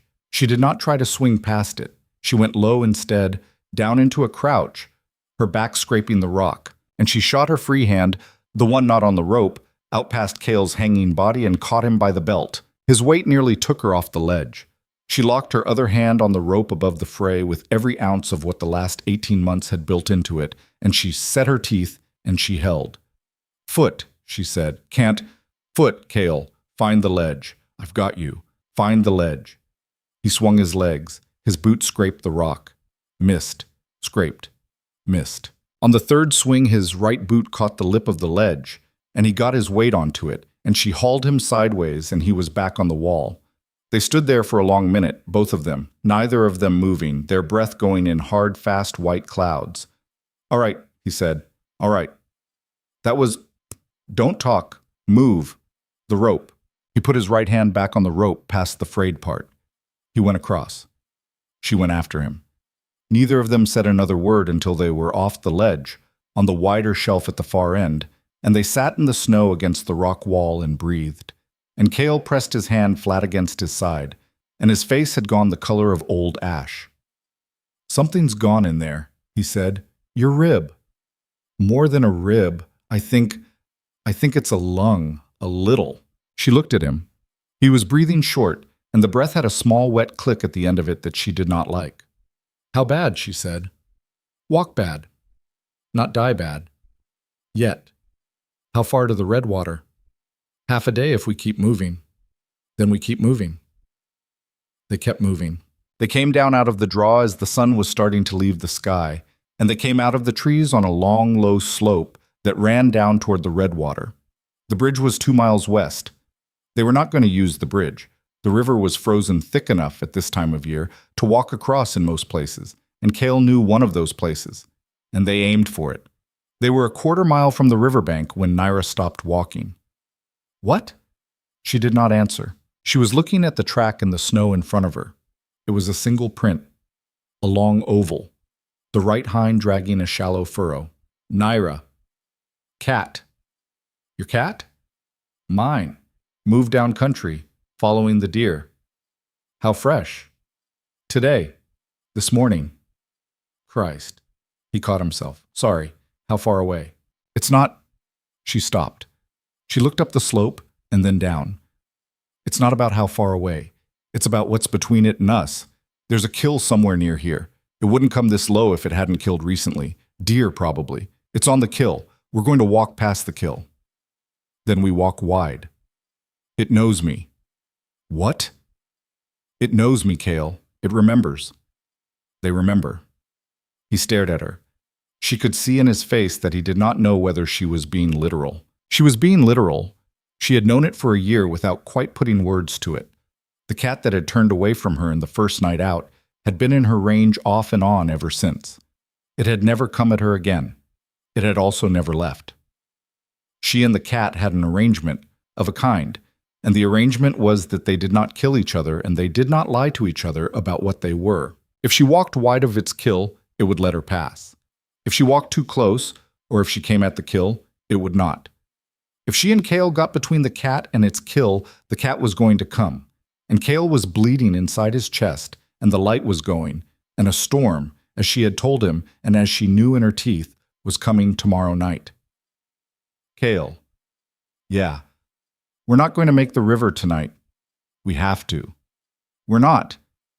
Nyra, listen to me. She turned fully toward him. She kept her voice low. You can't cross the river tonight. You're half a lung down. The ice is thin at the east crossing. I've been watching the sky all day. There's been wind off the south, and the ice isn't what you remember. You go on it tonight, and you go through. And the cat is between us and the crossing. Then what? Then we go east. There's a fisher's shack I saw a sign of last summer. It's 4 miles east of here. It's abandoned. It's off the cat's line. We go east, we hole up, you sleep, I keep watch. The storm comes in tomorrow night. We wait it out. We cross the morning after. The patrol doesn't know we came down the draw. The patrol is south, at the road. The patrol thinks we're still in the high country. We have 2 days. We don't have to take them tonight. He looked at her for a long moment. You sound like your grandmother, he said quietly. Don't say that to me right now. All right. They went east. The shack was where she had said it would be. It was half a shack, really. The roof on the north side had gone in the summer and had not been fixed. But the south side was still walled, and the stove in the corner was still a stove. And there was an old pile of split wood against the outside wall, gone gray with weather but dry under the snow. And she got the stove lit inside half an hour, and she got Kale sat down on the pallet in the corner, and she got the wool square under his head and his coat open and his shirt up. The bruise on the right side of his chest was the size of a dinner plate and the wrong color, and when he coughed, there was a little bright red at the corner of his mouth, and her stomach went cold. Kale, I know. I can't fix this. I know. I don't have... Nyra. He caught her wrist with his left hand. His grip was still strong. Listen to me. You don't need to fix this. You need to get to Havenmore. You need to get into my old house. There's a loose board under the window in the back room. The box is in the board.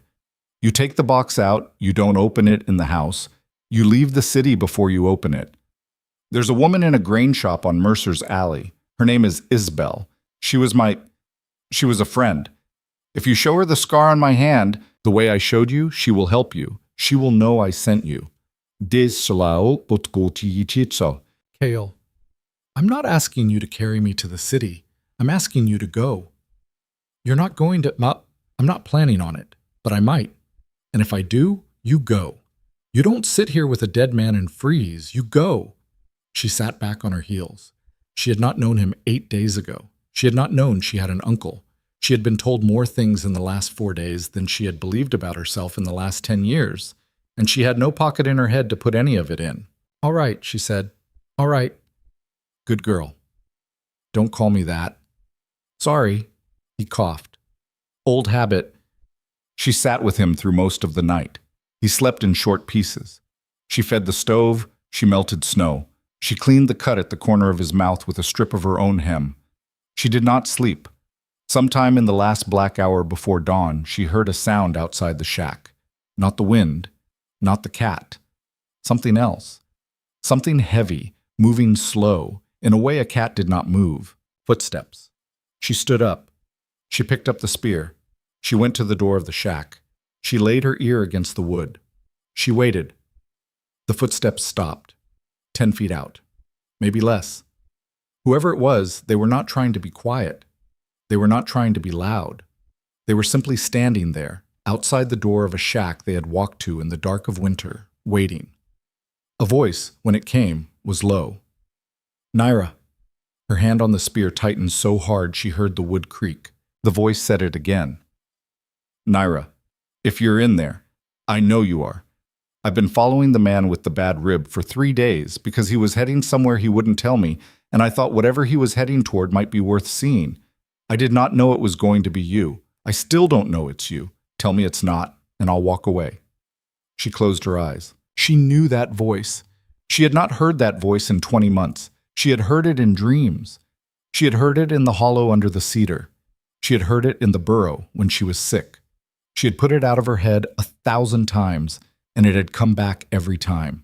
It was Alaric Kane, and he was on the other side of a half-rotted door, on her blind side, in the dark, alone. And Cale was bleeding out on a pallet 6 feet behind her.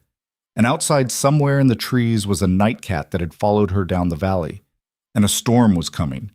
And her spear was up, and her hands were steady, and her heart was beating so hard she could hear it in her own ears. And she did not, for the first time in a long time, have any idea at all what she was going to do. She did not answer the door. She stood with her palm flat against the wood, feeling the cold of it go up through the bones of her hand into her wrist, and she listened. Not to him, to everything else. The wind in the broken half of the roof, the stove settling behind her, Cale's breathing, which had gone shallow but steady, the small complaints of a mouse somewhere in the wall, and past the wood. 6 feet of still air, then a man's breathing, slow and careful and utterly alone, no second set of boots, no shifting weight of another body behind his. He had come alone, which meant either he was telling the truth about following Cale by himself, or he had left his men back up the slope and wanted her to think he was alone. She decided inside 1 second, which was more likely. A commander like Alaric did not leave patrolmen out in the open in a storm-warning night. He either took them with him, which would have meant 4 sets of boots at the door, or he sent them back to warm quarters, which meant he was by himself on purpose. He was alone on purpose. She opened the door. She did not open it wide. She opened it a hand's breadth, with the spear held so that the point was level with where his chest would be, and she put her eye to the crack. He was standing about 6 feet off, in the snow, with his arms loose at his sides and no visible weapon drawn. He had a sword on his hip. She could see the hilt, and a long knife at the small of his back, which she could see because she knew where to look. He was wearing a dark traveling coat over Northern Commander colors and a dark hood pushed back from his face, and the face inside the hood was the face she remembered and was also not. He was thinner. That was the first thing. He had been a big man. He was still a big man, but the flesh of his face had gone somewhere. His cheekbones were sharper. There was gray in his beard that had not been there 20 months ago, along the jaw, a thin, salted line. His eyes were the same. Ice blue. Ice, ice, ice. Those eyes moved over her face once, fast, and then went very still. "It's you," he said. "Lower your hood all the way. Step into the light." He lowered his hood. He took 2 slow steps toward the small lantern that she had hung inside the open door. The light touched the side of his face. She looked at him hard, the way she now looked at tracks, reading for lies.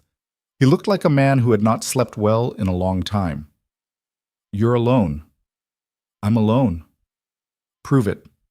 "How?" "Stand where you are. Call a name. Any name. If someone answers, I go out the back of this shack and you never see me again." He almost smiled. Almost.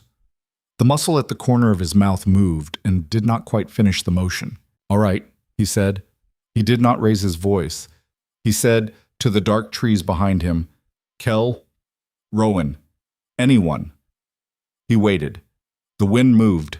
Nothing answered. "There is nobody with me. There is nobody within 3 miles of me. I rode out of the garrison 6 days ago under orders to check the upper border.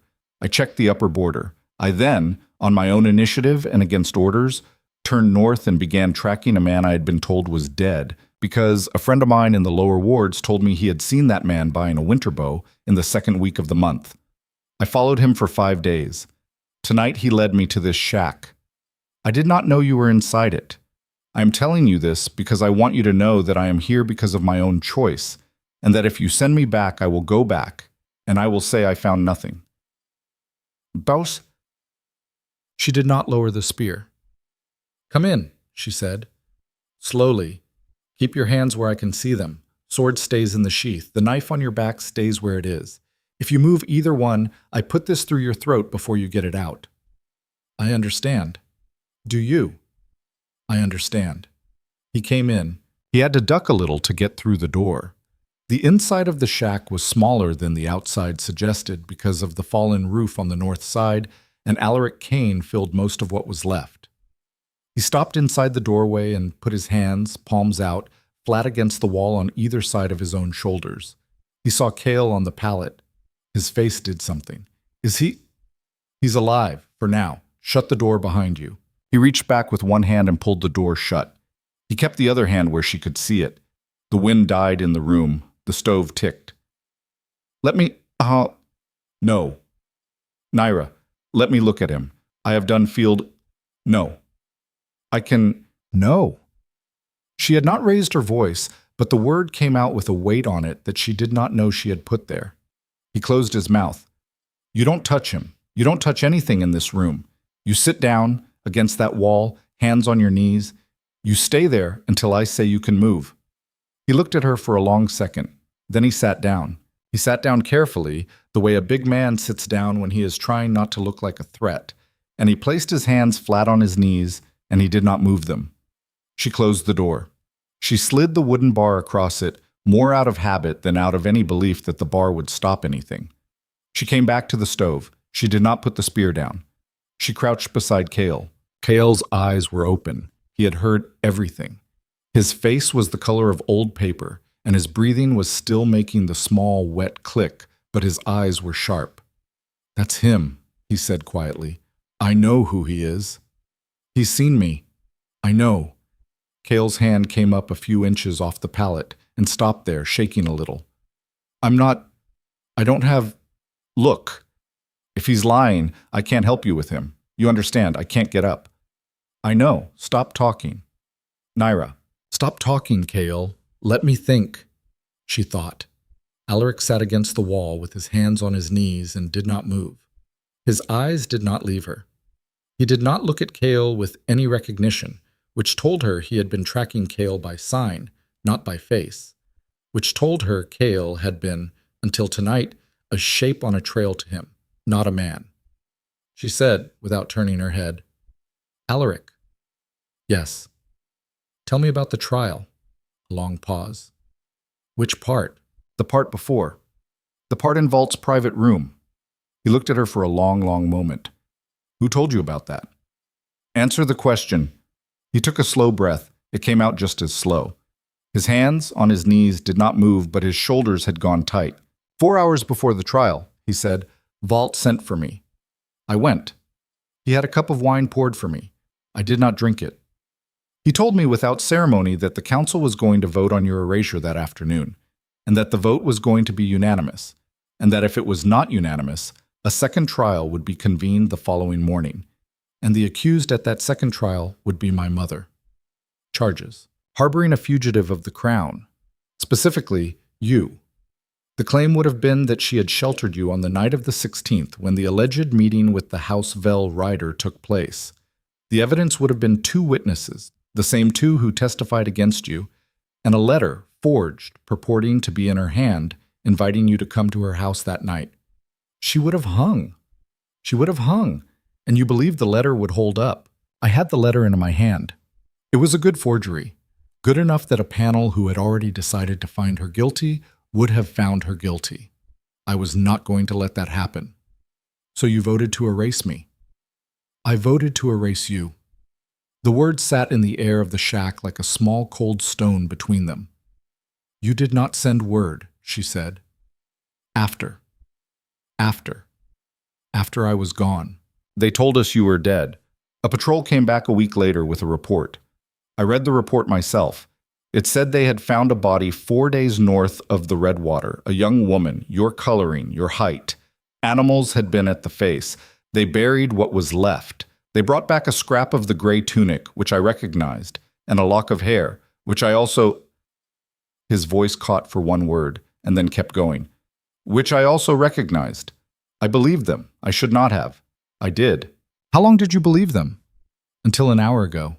She looked at him. An hour ago I watched your uncle sit down in this shack with a bad chest, and I thought about what kind of man limps 4 days through the high country in a killing winter, and I thought he is going to meet someone. And I thought he is going to meet the one person in the world he would limp 4 days for. And I thought about who that person might be. And I was afraid to think the name, because if I thought the name and it was not true, I would not be able to unthink it. And then you opened the door. You're not crying. I'm not going to cry in front of you. You would never forgive me. That's true. He almost smiled again. He didn't quite. He looked down at his own hands and he said very quietly, I thought you were dead for 20 months. I thought it every single day. I thought you chose them. I know. I thought you put your hand on the arm of that chair and did the math and decided I was a cheaper cost than your mother. I did decide that. I did do that math. I would do it again. I would not like it any better the second time. But I will not tell you I did not do it, because I did. She was quiet. She had carried a certain picture of Alaric Kane in her head for 20 months, and the picture had been a simple one. It had been the picture of a man who had sat still while 7 voices said, I. And the picture had gotten her through a lot of cold nights, because it had been easier to be thrown away by a coward than to be thrown away by a man who had made a choice between 2 people he loved. The second one was worse. The second one was the truth. You didn't come looking for me, she said. I was told you were dead. For 20 months. For 20 months. You didn't check. Did you ride out to where the patrol said they buried me? Did you go stand over the place? Did you dig? His hands on his knees tightened into fists and then, slowly, opened again. No, he said. I did not. Why? Because I could not. Because if I stood over a grave in the snow with your name on it in my head, I was not going to come back from it. And I had my mother to keep alive, and I had 3,000 men under command, and the kingdom was on the edge of something I could feel under my boots every time I walked a patrol, and I told myself that you would have wanted me to do the work that was in front of me, which was a lie. You would have wanted me to come find you. I told myself the lie anyway, because the lie let me stand up in the morning. She stood by the stove with her spear in her hand and she looked at him, and something in her chest did a thing she did not want to put a name on. Nyra, Cale said quietly from the pallet. What? He's telling the truth. I know. I just wanted to say it once, out loud, because it's the only useful thing I'm going to say tonight. She almost laughed. She did not. She came and knelt again beside Cale, and she pressed the back of her hand to his forehead. He was not feverish yet. He was cold, which was also not good, but which was better than fever. You sleep, she said. I'm not. You sleep.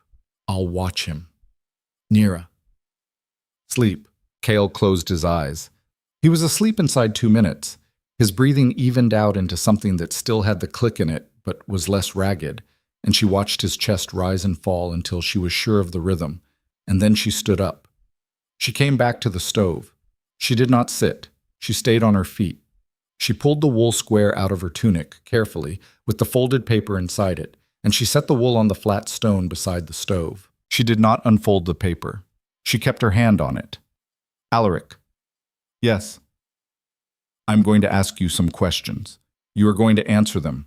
If I decide you are lying to me, this conversation is over. You understand what over means. I understand. The fever year tax. He went still. What about it? You were on the council for it. I was. Who wrote the allocation? Vault, with Draven. They did it together. Who signed off on the final ledger? The full council. You included. Me included. How much was collected? 430,000 crowns of tax and approximately 110,000 crowns of in-kind levy, mostly grain and silver plate. How much was dispersed? To the families of the dead, to the hospice at Thornbridge, to the grain stores, and to rebuild the lower market. Approximately 240,000. And the rest? The rest was reported as expended on public works and on debt service to external lenders. The accounting was closed by the council. I was told, at the time, that the outside debt service was the bulk of it, because the kingdom had borrowed heavily in the first months of the fever to bring in medical supplies. You were told this. I was told this. By whom? By Vault, with Draven nodding, and you believed it. I believed it enough not to push, yes. Why? He looked at his own hands for a long time. Because I was 26 years old, he said, and Vault had held the silver chain since before I was born, and because I did not want to be the young commander who accused the first voice of theft, and because my mother had just survived the fever, and I was very grateful that she had, and I was, at that moment, not inclined to burn a world I had just been given back. There is no good reason. There is only the reason I had then. She set the flint in her hand down on the stone beside the wool. She picked up the wool. She unfolded it. She unfolded the paper inside. She did not hand it to him. I want you to tell me what this is, she said, without looking at it yet. I want you to tell me what the fever year tax, if it was stolen, would have left behind, if anything. He thought. He really thought. She could see him thinking. It would have left a shadow ledger, he said slowly. The official one was closed, but if the money was moved out of Havenmore, and it would have had to have been, you can't hide that much silver inside a stone city, it would have been moved through an outside party. A banking house, a shipping concern, a foreign court. Whoever took the money on the other end would have required a private record, a name and number list, at minimum, tying each council member who participated to the amount they were personally responsible for. To us, why? Because men who steal together do not trust each other. Each of them would have wanted a copy. Yes. You have a copy. I have half a copy. She turned the paper toward him. She held it up where he could see it from where he sat. She did not hand it over. She watched his face the way she had watched the face of the patrol through the tree line. He looked at it. He looked at it for a long time. His face did something she had never seen on Alaric Kane before. It went ash. Those are the fever year counselors, he said quietly. 4 of them. Those are not all 7. 8 are missing. There are 12 names total. 12. His eyes moved along the list. Vault, Draven, Hesk, Marin. 3 of the others are those 3 with the southern surnames. Those are House Alish, House Farron, House Pell. They sat on the council during the fever and rotated off 4 years ago. They retired to their country estates with what everybody assumed was family money. And the rest? I don't recognize the rest. The hand is not a Havenmore hand. Those loops are southern. This paper has been south at some point. Where south? Port of Heron, probably. It's the only southern city that does business in ciphered ledgers. The cipher itself, at the top. Those 3 letters. That's not a cipher of concealment. That's a creditor's seal. It's the mark of a banking house. I would have to see it in daylight to tell you which. You could tell me which. I could tell you which, yes, possibly. She folded the paper. She put it back inside the wool. She put the wool back inside her tunic. She sat down across from him. Not close, 4 feet away, spear across her knees. This is what is going to happen, she said. You are going to tell me everything you know about Vault's movements in the last year. You are going to tell me who on the current council has been to Port Heron, and when, and why. You are going to tell me which member of the palace guard would still answer to you in a room Vault was not in. You are going to tell me which of the lower ward families would shelter an unregistered person for 2 nights in exchange for a future debt. You're going to tell me what the inside of the council chamber looks like when it is not in session. You're going to tell me where High Arbiter Vault sleeps at night and how many men stand between the front door of that building and his bedchamber. Nyra, if at any point you lie to me, I will know. And if I know, I will walk out of this shack and you will never see me again. And in a month or 2, you will hear that a very bad thing has happened in Havenmore, and you will have to live the rest of your life wondering if you caused it. I am not going to lie to you. Good. I did not ask you what you wanted. He closed his mouth. He talked for nearly 3 hours. He talked and she listened, and she did not interrupt except to ask a question or to make him clarify a name. He gave her the shape of Havenmore, the way she had once given her father the shape of a thicket. In straight lines, the positions of things, the habits of movement. Which gate the night watch rotated through. Which captain took bribes and which didn't. The back stair out of the council building that came out in the laundry yard of the servants' wing. The one loyal man in Vault's own personal guard, a sergeant named Orrin Haas, whose younger brother had been in the plague hospital in the fever year and had not come out, and who had never quite forgiven the council for the accounting that had left that hospital understaffed and undersupplied. He gave her Sergeant Haas's name the way a man gives up a piece of himself. He told her that Vault slept behind 2 doors on the 4th floor of the Arbiter's residence, with 1 guard outside the outer door and 1 guard at the stair landing, and that Vault had, in the last year, become convinced that someone in the kingdom was moving against him, and had begun to sleep with a short sword under his pillow and a man inside the outer chamber, which made a total of 3 men she would have to get past, and not 2. He told her that Draven had left Havenmore 12 days ago for what had been called a hunting trip. To where? She said. South. How far south? His steward told the lower chancery he was going to his country estate, but the horses he requisitioned from the palace stable were the long runners. You don't take long runners to a country estate half a day's ride out. You take them when you are going to the coast. Port Heron. Port Heron. He's running. He is running. Someone told him something. Someone told him something in the last month. She sat still for a long moment, thinking. Then she said, What? I don't know what. Guess. Nyra? Guess, Alaric, he thought. He rubbed his thumb along the seam of his trousers in a small, slow, repetitive motion that she remembered that he had always done when he was thinking hard, and the memory of it went through her like a cold finger. I think, he said slowly, that someone outside Havenmore let the council know that the rider was coming. From Port Heron. From Port Heron, the creditor house. One of their own. I think the banking house got nervous about the fact that 4 of their debtors on the Havenmore Council had been serving together for too long and were starting to quarrel, and they decided to consolidate the record, to pull the shadow ledger back to Heron, where they could hold it themselves, as leverage. They sent a rider north to pick up the Havenmore half. The council got wind of it, because one of them had a mole in the creditor house. Vault ordered the rider intercepted. Draven left for Heron within a week of the order being issued, because he knew that if the rider was intercepted, the creditors would come north themselves, and he did not want to be in Havenmore when they did. He's going to try to buy them off. He is going to try to buy them off, yes, or he's going to try to get on a ship before they come for his house. Which? Both at the same time. He is the kind of man who would try both. She was quiet. You've given this thought, she said. I have given this thought every night for 3 months. You knew. I did not know, I suspected. There is a difference. Is there? No. She almost smiled. She did not quite. Then why didn't you move? Because I had nothing.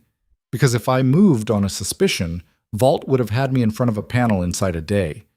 And the panel would have found a way to unseat me. And my men would have been given a new commander who was Vault's man. And that would have been the end of the only piece of the kingdom I trusted. I was waiting for a lever. I did not have one. I have one now. The paper. The paper. It's mine. Yes. I decide what we do with it. Yes. Not you. Not me. Say it again. He looked at her. He did not blink. Not me. She breathed out, slowly. The stove ticked. Cale slept. The wind had started to pick up outside, which meant the storm was closer than she had told Cale, was closer than 12 hours off, was maybe 6. She stood up. Alaric. Yes. I am going to let you help me. A long silence. Thank you. Don't thank me. You have not earned it. You are going to earn it. Yes. You are going to ride back to Havenmore.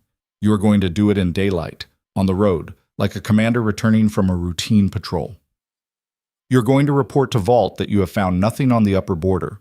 You're going to be seen in your quarters. You're going to be seen at your usual tavern. You're going to be seen at the garrison. You are not going to contact Sergeant Haas. You are not going to contact your mother. You are not going to contact anyone. You are going to wait. For what? For me. How will I know? You'll know. When you see me, you'll know. When? 10 days, 12 at the most. It depends on my uncle. If he dies. If he dies, I bury him and I come anyway. A pause. And the paper? The paper stays with me. Yes. And Cale's box. I know where the box is. You don't, actually. I know where the house is. But I don't know which board. And I don't know where on Mercer's Alley Isabel keeps her grain shop, because Cale did not tell me. He only said the alley. If he dies in the night, and I get to the city, I am going to need your help finding the board and finding Isabel. And I am going to need that help from you without you taking over a single step of it. Can you do that? I can do that. Say it like you mean it. I can do that, Nyra. She looked at him for a long moment. Then she sat down again on the floor, on the opposite side of the stove, with Cale's slow breathing between them, and she laid the spear across her knees. You can sleep, she said. I'll sit up with you. You can't sit up. You have to ride back at first light and look like a man who has slept. Sleep. If he goes in the night, I will wake you, and you will help me bury him, and you will ride. He looked at her for a second longer. Then he leaned his head back against the wall. He did not close his eyes at first. He just sat with his head against the wood and watched her, and she watched the stove. And neither of them said anything for a long time. She did not know when he fell asleep. At some point his breathing evened out and one of his big hands slid off his knee into his lap, and she noted it, the way she noted everything, and she went on watching. Cale did not die in the night. He almost did. Around the hour she thought of as the dead hour, the hour between the last black and the first gray. His breath went so shallow she had to put her cheek in front of his mouth to feel it, and she sat very still with her face inches from his, and she felt the thin warm thread of him come and go, and come and go. And for 2 full minutes she thought this was the minute, and then his chest pulled in a slightly deeper one, and the click was smaller and the thread steadied. And he went on. She let out a breath she had not known she had been holding. She looked across the stove. Alaric was awake. He had not moved. He had not said anything. But his eyes were open in the low red light of the coals, and they were fixed on her, and what was in them was not what she had expected. It was not love. It was not apology. It was not even regret. It was something closer to fear, not fear of her, fear on her behalf. He said, very quietly, "You're not the same." "I know. I don't just mean the hair, or I mean you. The way you look at a thing. You looked at me like I was a map. 20 months ago, you looked at me like I was a person. I will look at you like a person again. Maybe, when this is over. Maybe. Maybe." He didn't argue. First light came slow. When it was gray enough for him to ride, she opened the door. The wind had dropped, but the sky was the color of wet iron and the snow had started, small, steady flakes. He was going to have bad riding for the first few hours. He pulled his hood up. He paused at the door. "Nyra. Don't. One thing." "What?" "Your mother, at the funeral. Draven came and ate at your table. I was there, I watched him. He ate 1 piece of bread and drank 1 cup of wine, and he kept looking at the door like he was waiting for someone to walk in and catch him there. I did not understand it at the time. I do now. Who was he waiting for?" "He was waiting for your mother's brother." She did not react. She kept her face flat. She had learned, in the high country, that the face was a place you could keep things from leaving. "I didn't know I had one," she said. "He didn't know you did either. Draven, I mean. He suspected. He was watching to see if anyone came to that funeral who wasn't on the guest list. Nobody did. He went home. I don't know if that means anything. I am telling you so you know. It means something. All right." He looked past her, at Cale on the pallet. "I will see you in the city," he said. "You will see me in the city." He went. She watched him cross the snow and disappear between the pines, and she stood in the doorway until the cold made her fingers start to ache, and then she closed the door and barred it and came back to the stove. Cale was awake. He was looking at her with a tired, small smile. "You did it," he said. "Don't talk." "I heard most of it. I'm going to talk." "Cale, you did it. You put that man against a wall and you took him apart the way you'd take apart a hair. And he let you. He let you because he knew you would not be wrong. I've known Alaric Kane for 15 years. I have never seen any person do that to him. Not Vault, not his own mother, nobody. I didn't do anything. You did. You decided he could be useful, and you didn't let the other thing into the room. The other thing. I let it into the room a little. A little is all right. A little is human. She sat down beside him. She took his hand. It was very cold. She put it between both of hers and rubbed it slowly. "You're going to live," she said. "I'm going to try." "You're going to live. We have 2 days here before we can move. I have snares out as of an hour ago. I'm going to go check them, and I am going to come back with a hare, and I am going to make you a broth. You are going to drink the broth. You are going to sleep. Tomorrow the storm comes in. The day after tomorrow it breaks. The morning after the storm, we cross the Redwater, and we start for Havenmore." "Yes, ma'am." "Don't call me that." "Yes, boss." "Also don't." "All right." She sat with him a long minute. Then she said, without looking at him, "He kept his hand on the chair because he'd already chosen not to fight for me." "Yes." "But he came out here anyway." "Yes." "That doesn't fix it." "No." "But it's a thing." "It is a thing." She let go of his hand. She stood up. She put her cloak on, the dead rider's cloak, which she had been wearing for a week now, and which had kept her alive through 2 nights it wouldn't have kept anyone else alive through. And she picked up the spear. At the door she paused, her hand on the bar. "Cale." "I thought 20 months ago that the day they put the brand on my neck was the worst day of my life." "Wasn't it?" No, it wasn't even close. I just didn't know enough yet to rank it." She lifted the bar. "Go check your snares," he said quietly behind her. "Come back. There's a kingdom to take apart." She went out into the snow. The wind touched the brand on the back of her neck. The scar was old now, raised and rough under her fingertips when she touched it, which she almost never did. And for the first time in a long time, the touch of cold air on that place did not go through her like a knife. It went through her like a reminder. Cale lived. He lived through the rest of that day, and through the storm, and through the 2 days after.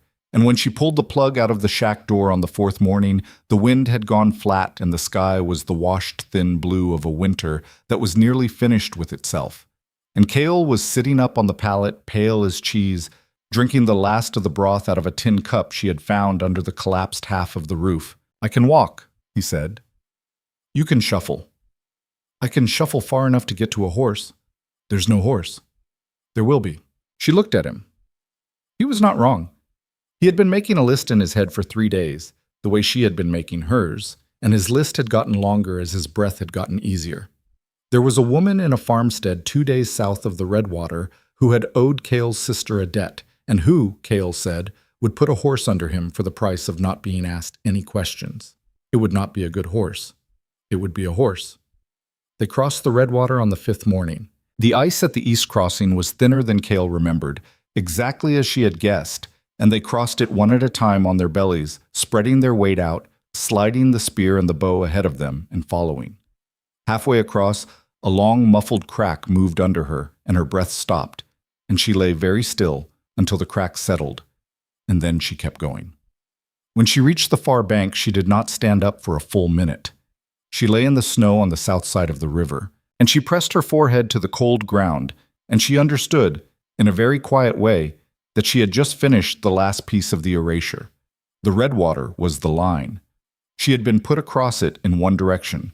She had come back across it in the other. She was in the kingdom again. The farmstead was where Cale had said it would be. The woman who lived there, a sinewy 50-year-old named Petra with one blind eye, looked at Cale's scar on the meat of his thumb, then at his face, then at Nyra, and she did not ask any questions at all. She fed them. She gave Cale a bed for a night. She gave Nyra a plain wool dress the color of old moss and a pair of felted boots that almost fit, because a woman walking into Havenmore in a dead rider's cloak and wrapped feet was a woman who would not make it past the first gate.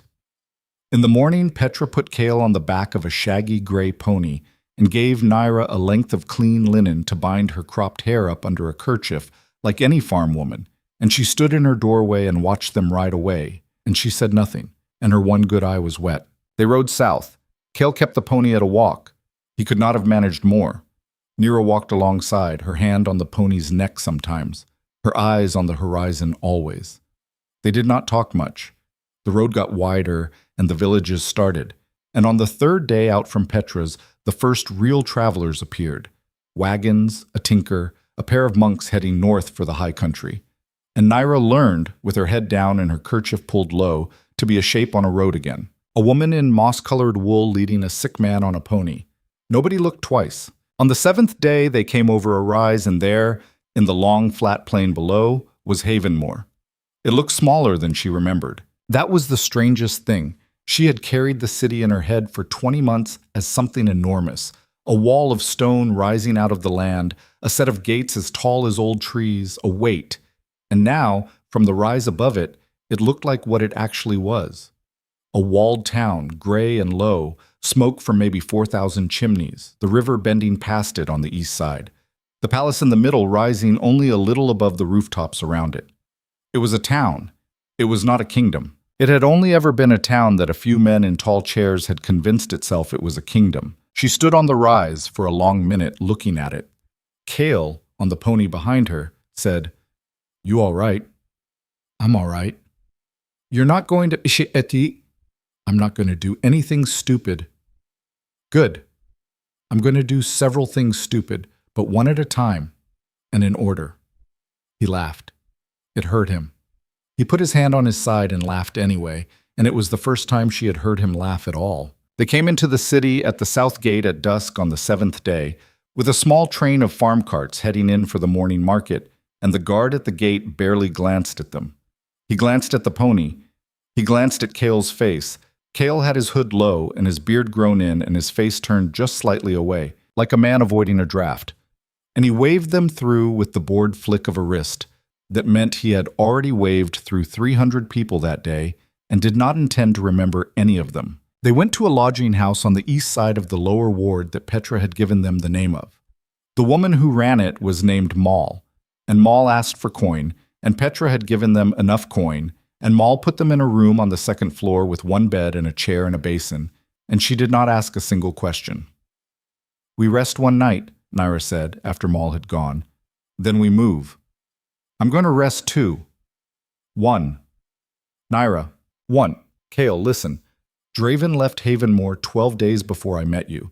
He has been in Port Heron for a month by now. If the creditors he went to pay off decide they would rather hold the Heron half of the ledger themselves, or if they simply killed him when he arrived, which is what I would do if a debtor walked into my house in a panic, then the second half is loose in Heron, and someone will be riding it back here within days. If the Heron half comes back to Havenmore before I do what I came here to do, Vault will get his hands on it, and he will burn it, and there will never be a second document again.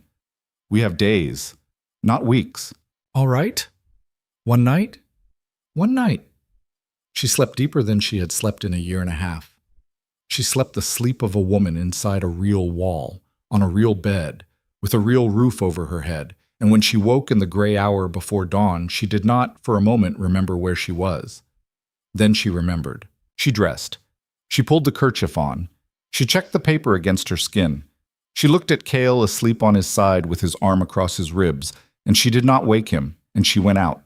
She went to Cale's old house first. The house was on the north edge of the lower ward, down a lane called Oat Row. The third door on the left passed a cooper's shop. It had been empty for 7 years.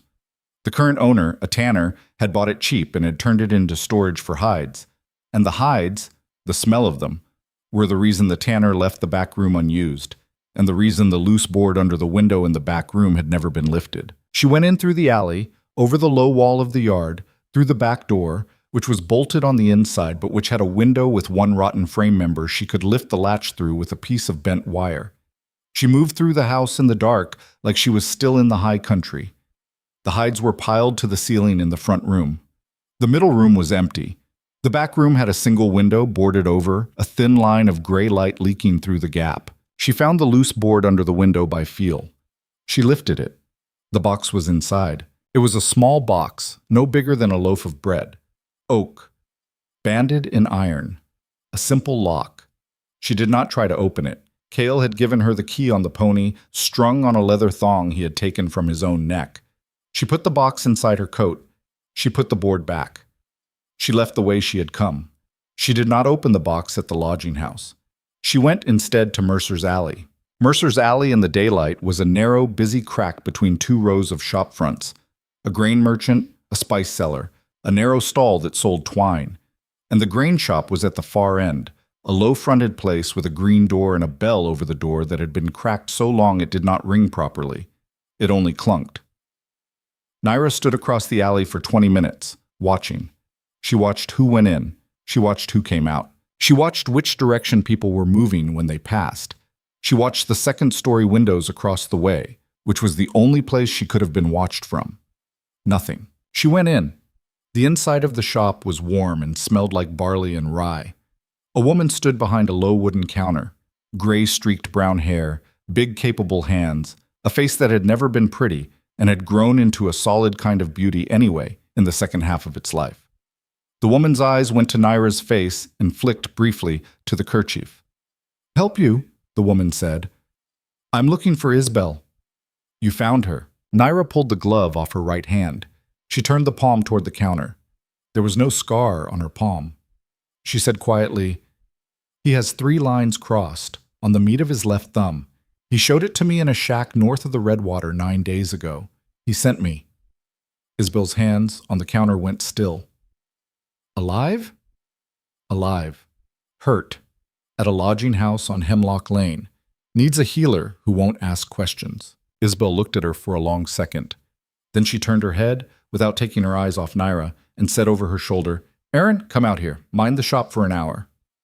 A boy of maybe 15 came out from the back. He had Isabel's mouth. He did not look at Nyra at all, which meant he had been well trained. Isabel came around the counter. She lifted her shawl off a peg. She walked to the door. She held it open for Nyra. "Walk beside me," she said. "Not behind me, like you're a cousin from the country I'm taking to meet my husband. Chat about weather." They walked. Nyra chatted about weather. She had not chatted about weather in a long time. She found she was still capable of it. Halfway down Mercer's alley, Isabel said very quietly under her breath, "The city's not safe for him. Not any more than it's safe for you." "I know. Vault has a count of bodies in the lower wards now. He's been taking names for 3 months. Anybody with a grievance about the fever year has been invited to a conversation with the Chancery, and some of them haven't come back out. He's cleaning house. Old grievances, old witnesses, old ledgers. He's terrified of something. He's terrified of a paper. You have the paper. I have half of it. Where's the other half?" "Running loose in Port Heron." Isabel said a short word Nyra had not heard a woman say in a long time. "How many days do we have?" she said. "Not many." All right. First thing, I'm going to get Cale off Hemlock Lane and into a house of mine that Vault does not know I own. Then I am going to get a woman I trust to look at his lung. Then you and I are going to sit down in a back room, and you are going to tell me what you want, and we are going to decide how to get it. Yes? Yes. Good girl. Don't call me that. Fair. They did it. It took the rest of the day. Cale was moved at dusk in a closed cart with 2 blankets over him, and a man Nyra never learned the name of driving. The healer, a quiet woman with flour on her hands from the bakery she ran as a cover, came in the night and spent 2 hours on his chest and his side and told Nyra, on the way out, that the lung had reinflated on its own in the shack and was not likely to collapse again so long as he stayed in bed for 10 days, and that the rib was knitting badly, but it was knitting. "He'll live," the healer said. "He'll live," Nyra said, and she did not know until it came out of her mouth that she had needed to hear someone else say it. They sat in the back room of Isabel's safe house at the 5th hour of the night. Nyra and Isabel, and, at Nyra's request, one other, a thin, quiet, graying man of maybe 40, in the plain dark coat of a ward clerk, who had come to the house with his face covered, and who had pulled the covering down in the kitchen, and who had turned out to be Sergeant Orrin Haas of the Arbiter's personal guard. Haas did not speak for the first 10 minutes. He looked at Nyra. He looked at the paper she had laid open on the table between them. He read it. He read it twice. When he lifted his head, the tendons in his neck were standing out, and his jaw was set so hard he could not, for a moment, speak. "He did it then," he said finally. His voice was flat. "He took the fever year money. My brother died in a cold ward because of this. Yes, I want him to hang. He's not going to hang yet. Why not? Because hanging him isn't enough. If we take him alone, the others slip out. Marin will be on a ship before the rope is cut. Hesk will be at her family's country house with a good lawyer. Draven is already gone. We take them together or we don't take them. How? We force a sitting of the full council, all 7, in public, open chamber, with the paper. Haas laughed. It was not a pleasant laugh. Nobody forces a full sitting in public. The arbiter calls it. He won't call it. Someone else can call it. Who? The commander of the northern garrison, under the old war writ. If he presents evidence of a conspiracy against the crown and petitions the full council to rule on it in open chamber, they cannot refuse the petition.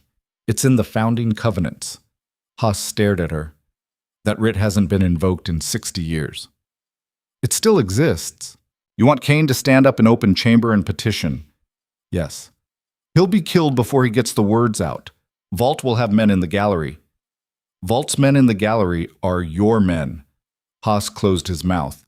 Isabel across the table was looking at Nyra with an expression Nyra had not seen directed at her face in a long time.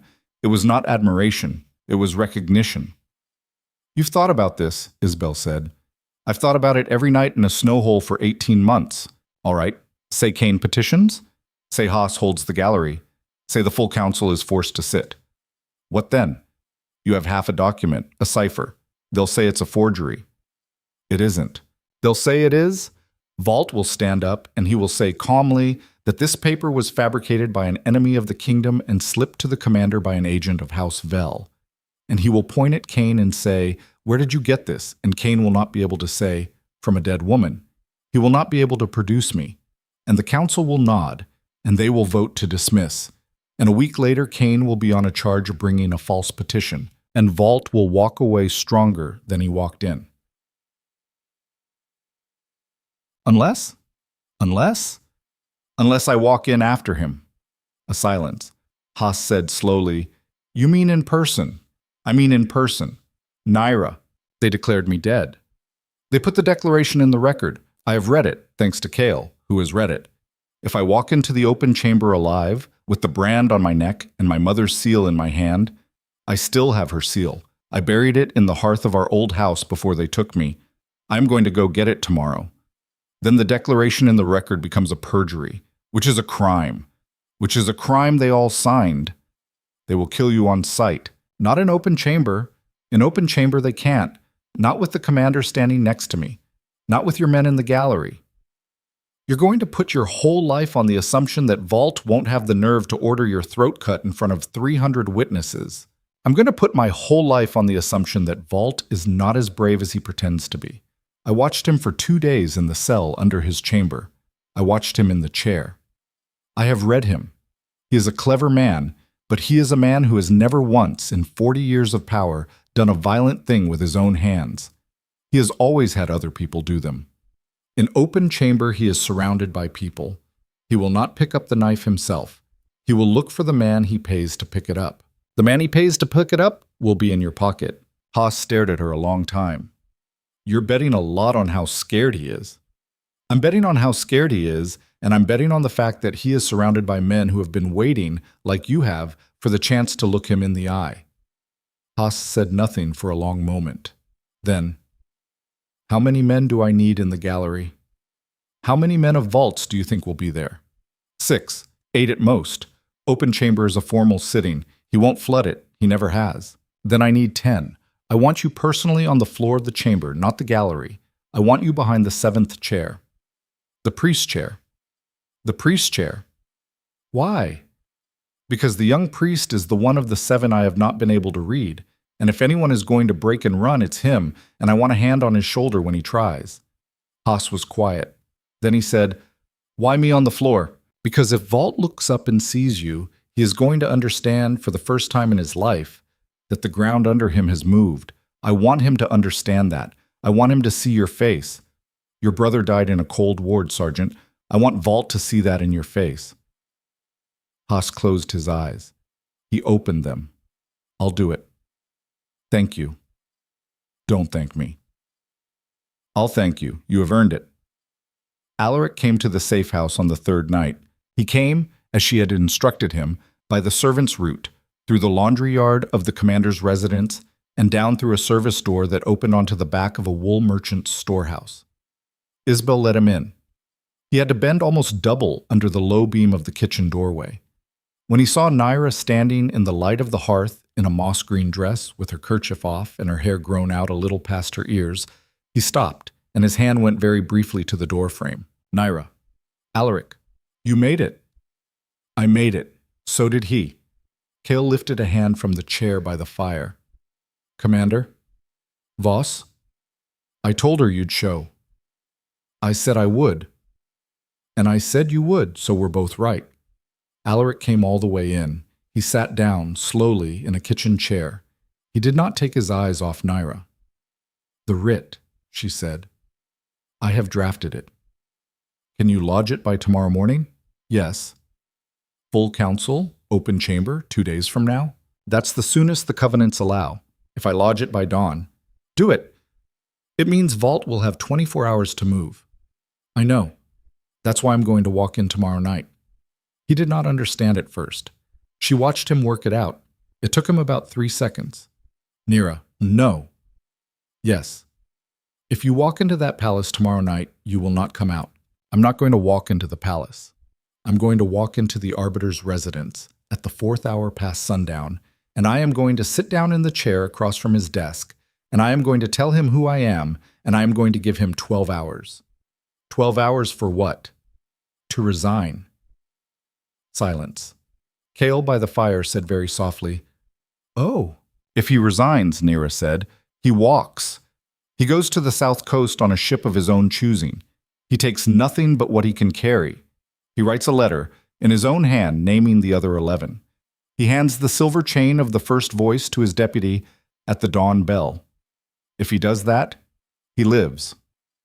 And if he doesn't, Alaric said, then I walk into the open chamber the next morning with you, and I hand him the paper, and the council sits, and we see what happens. He will kill you in his own residence. He could. He won't. Why? Because I'm going to walk in carrying the box from Cale's floorboard, and I'm going to tell him that the box is not in my coat. I'm going to tell him that the box is in 3 different hands in 3 different wards of the city, and if I do not walk out of his residence by a specific bell, those 3 hands will begin to open. That's a bluff. Some of it is a bluff, not the part about the 3 hands. The box is 1 box, but there are 3 other things in this city that will do in its place if the box doesn't come out. Isabel has copied the paper. Haas has the copy. Your mother, Alaric, has the original. Alaric went still. My mother. Your mother, who did not, in fact, know you had voted to erase me, which is something you should probably discuss with her when this is over. I went to her last night. Isabel took me. Your mother listened to me for an hour, and she agreed to keep the paper in the false bottom of a jewelry box that has been in her dressing room for 30 years. If I am not back at this kitchen table by the dawn bell tomorrow, your mother walks out of her house at first light and walks directly to the steps of the chancery, and she reads the paper out loud in the public square to whatever crowd she can gather, and she names the names, and she names her own son's vote. And she has agreed to do it. And she will do it, Alaric, because your mother, as it turns out, is a woman who has been waiting a long time to be asked to do something. Alaric put his head in his hands. All right, he said. His voice was muffled. All right. Is that a yes? It's a yes. It's also that I had not until this moment understood what you had turned into. Not turned into, always was. The woods just gave me time to notice. He lifted his head. His eyes were not quite dry. He did not try to hide it. I love you, Nyra Voss. I know. I am sorry. I know that too. I am sorry I did not come find you. Go lodge the writ, Alaric. He went. She walked into the arbiter's residence at the 4th hour past sundown the next day. With the oak box under her arm and her cropped hair under a plain servant's cap and a false delivery slip in her left hand, and the young guard at the lower door was a man Haas had put there that morning, and he let her through without looking at her face. The stairs to the 4th floor were empty. The guard at the outer door of Vault's chamber was Haas's man. The guard at the inner door, sitting on a stool with a short sword across his knees, was Vault's. She stopped 10 feet from him. I am here to see the arbiter. The arbiter is not receiving. Tell him the paper from the writer is here. The guard stared at her. Say what? Tell him the paper from the rider is here. Those exact words. He will receive me." The guard hesitated a long second. Then he knocked on the inner door. He said the words through the crack. There was a silence on the other side that went on just long enough that Nyra's pulse was loud in her own ears. Then a quiet voice inside said, "Let her in." She went in. The arbiter's private chamber was smaller than she had remembered. The memory of it had grown in her head for 20 months, and the real room was a simple study. A desk, 2 chairs, a fireplace, a small painting of a landscape she did not recognize on the wall behind the desk, a decanter of wine on a side table. Soren Volt was at the desk. He had not stood up. He looked at her. He looked at her for a very long time. His pale blue eyes went over her face, then her hair, then the plain wool dress, then down to her hands. They stopped on her hands. Her hands were folded in front of her, steady. "You're supposed to be dead," he said at last. His voice was calm. He was a man who had survived 40 years in a room like this one by being calm. "I know. The patrol reported a body. The patrol lied." "Yes. Or you did. It doesn't matter which. It matters to me which, but go on." "High Arbiter Soren Volt, I have come to offer you a choice." "Please, sit." "I'd rather stand." "As you like." She set the oak box on the edge of his desk between them. She did not open it. She did not move her hand away from it. "There is a paper," she said, "that came north from Port Heron in the hand of a rider of House Vel. 4 of your patrolmen killed the rider on the 7th of Windmonth in a narrow valley 2 days north of the Redwater, and they recovered the banner, which was what they had been told to find, and they left the valley. The paper, which had been folded into the lining of the rider's boot, was not on the banner. I found it.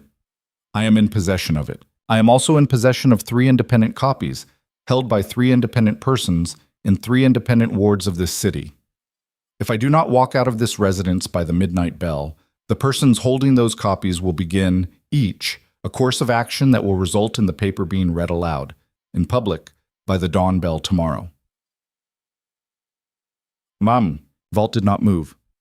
"The paper," he said, "is a partial shadow ledger of the fever year tax, co-signed by name by 12 persons, of whom you are one, and Councilman Draven is another, and Matron Hesk is another, and Lady Marin is another, and whose authorizing creditor is a banking house in Port Heron, whose sigil, at the top of the paper, is a 3-letter seal that the commander of the Northern Garrison has already identified for me by correspondence with a contact of his in the Southern trade." Volt's right eye twitched, once, very slightly. He did not otherwise move. "Commander Kane is part of this." "Commander Kane is part of this. I see." At the morning bell, Commander Kane will lodge a petition under the old war writ for a full sitting of the council in open chamber, on grounds of conspiracy against the crown. The petition will be granted automatically, because the covenants require it. The sitting will be scheduled for 2 days from now. At that sitting, the paper will be presented, and I will be presented as a witness under my own name, and the declaration of my death will be entered into the record as a perjury committed by the full sitting council of 20 months ago. 4 of you will hang. 3 of you will be stripped and exiled. Councilman Draven, who is currently in Port Heron, will be returned to us in chains within 6 weeks, because the creditor house will hand him back the moment they realize the Havenmore half of the ledger is loose in Havenmore. Matron Hesk will hang on a secondary charge of forging your mother's hand, Commander Kane, on an invitation letter intended to implicate the Lady Kane in a conspiracy to harbor a fugitive of the crown. Volt's eyes flicked, very briefly, to the door. "Unless," she said. He looked back at her. "Unless what?" "Unless you alone resign before the dawn bell. You write a letter in your own hand naming the other 11. You hand the silver chain of the first voice to Deputy Marin at the dawn bell. You are at the south gate with 1 bag and 1 horse by the 2nd hour of daylight. From there, you go to any port you choose. You do not return to the kingdom of Havenmore. Ever. On that condition, you are not taken. The others will still be taken. You alone walk." "Why?" "Excuse me. Why would you offer me that?" She looked at him steadily. "Because if I drag you into open chamber with the others, there is a good chance the kingdom burns. You are too central. You have been first voice for 19 years. Bringing you down in a public trial opens questions that will not close for a decade. The other 11 are bad enough. Losing you as well would leave the kingdom without a first voice for the first time in my lifetime, and the deputy is not ready. I'm not here to burn the kingdom, High Arbiter. I'm here to clean it. I'm offering you the deal because taking it is the least damaging outcome for the people downstairs from this room. Not for you, for them. He watched her. You are not the woman I sentenced. No. How long did it take? A long time. Where? North, far north, farther than you sent me. You should not have survived. I am aware. He was quiet a long time. He looked at the oak box. He looked at the door. He looked at the wine on the side table, at the painting of the landscape, at his own hands on the desk. I will need until the dawn bell to decide. You have until the dawn bell. I will be at a specific door at first light. If you are there, with the letter, the chain, and the bag, I will walk you to the south gate myself. If you are not, the commander will lodge the writ at the moment of the dawn bell, and the process I have described begins. And if I try to kill you between now and dawn, then all 3 of my copies move at first light, and you die in chains, and you die without a port. I am not bluffing about the copies. One of them is in the hand of the Lady Kane. Vault closed his eyes. For 1 second, only one, he looked his age. He looked like an old, tired man in a small room. Then the second passed, and his eyes opened, and he was Vault again. Get out, he said. Dawn bell. Get out, Voss. She picked up the box. She left. She walked out of the Arbiter's residence by the main door because the main door was the door a woman who was no longer afraid walked out of. And the guard at the inner chamber had the face of a man who had just heard something he did not understand and was not going to admit he did not understand. And the guard at the outer door was Haas's man and let her through. And the guard at the lower door was Haas's man and did not look at her. And she walked out into the street in a plain moss-green dress with a cropped head of hair and a box under her arm. And she did not hurry. She walked back through the lower wards in the cold dark, and she felt the brand on the back of her neck under the collar of the dress. And for the first time in 20 months, she thought of it as a mark and not a wound. Vault was at the south gate at the second hour of daylight. He came alone. He had a single leather bag and a dun horse, and he was wearing a plain gray travel cloak and no chain at his neck. Deputy Marin, who had been informed by letter at the dawn bell, and who was a 50-year-old woman with iron gray hair and a spine like a fence post, had the silver chain of the first voice folded in a black cloth in her hand, and she did not look at Vault at all. Vault stopped in front of Nyra at the gate. He looked at her for a long moment. I have written the letter, he said. Marin has it. Thank you. Voss? Yes. My grandmother. Her name was Astrid. She died when I was 6. She held this chain before your grandmother did. I watched my grandmother lay it on the table one afternoon and walk away from the room. I never understood, as a child, why she did it. I asked her once. She said, because by the time you know how to wear it, it has worn you. Is that an apology? No, it is information. All right, will you do one thing for me? Ask? Tell the lower wards it was me. When you tell them the story, do not soften it. Do not make me a weak man led by worse men. I was the worst of them. I was not led, I led. Tell them that. I will tell them that. Good. He turned his horse. He went through the south gate. He rode south down the road toward the sea at a slow walk, and Nyra stood at the gate and watched him go.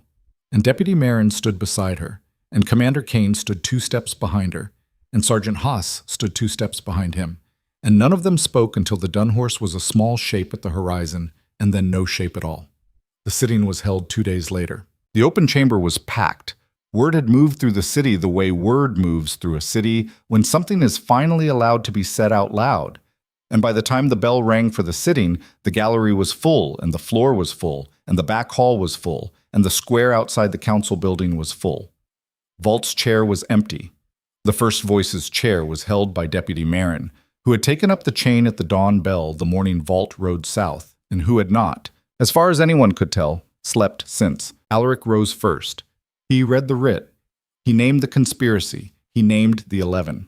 Then he said, I call the witness. Nyra walked in from the back hall. She had refused a dress. She had refused a cloak of office. She was wearing the moss-green wool Petra had given her at the farmstead, and her hair was cropped close, and the brand on the back of her neck was visible above her collar when she turned her head. She walked the length of the chamber on bare feet. She had taken the boots off at the door because the stone of this chamber was the same stone that had been cold under her feet 20 months ago, and she wanted to feel it, and she stepped up onto the dais in the middle, the dais where she had stood on the worst day of her previous life, and she turned and faced the council. Matron Hesk had gone the color of clay. Lady Marin was not looking up. Nyra said clearly, in a voice that reached the back of the gallery, "My name is Nyra of the House of Voss. I was sentenced to erasure in this chamber 20 months ago on a charge of conspiracy against the crown. The charge was false. The council that brought it knew it was false. I have returned today with a paper, and with my own living body, and with the sworn testimony of High Arbiter Soren Vault, which the first voice will now read aloud." She did not cry. She had decided, walking in, that she would not cry in this chamber today either. She kept that one the same way she had kept the first one, and she stood on the cold stone and watched the council that had thrown her away watch her come back. Deputy Marin read Vault's letter. The chamber listened. Nobody spoke. Nobody interrupted. When the deputy was finished and the 11 names had been said out loud, and the amounts had been said out loud, and the creditor house in Port Heron had been said out loud, the deputy folded the letter and she looked up at the council and she said, "The charges are affirmed. The sentences will be read." Matron Hesk stood up from her chair. She did not say anything. She just stood up. 2 of the guards, who were Haas's men, stepped forward and took her arms, and she went with them without struggling, and she did not look at Nyra as she was led out. Lady Marin did not stand.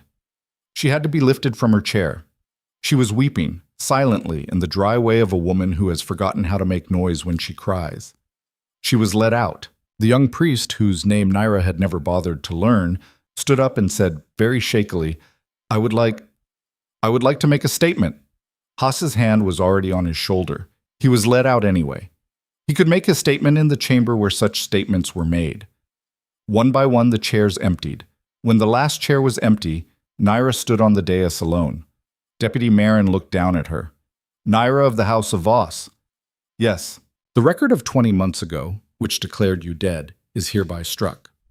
The record of 20 months ago, which erased your name, is hereby struck.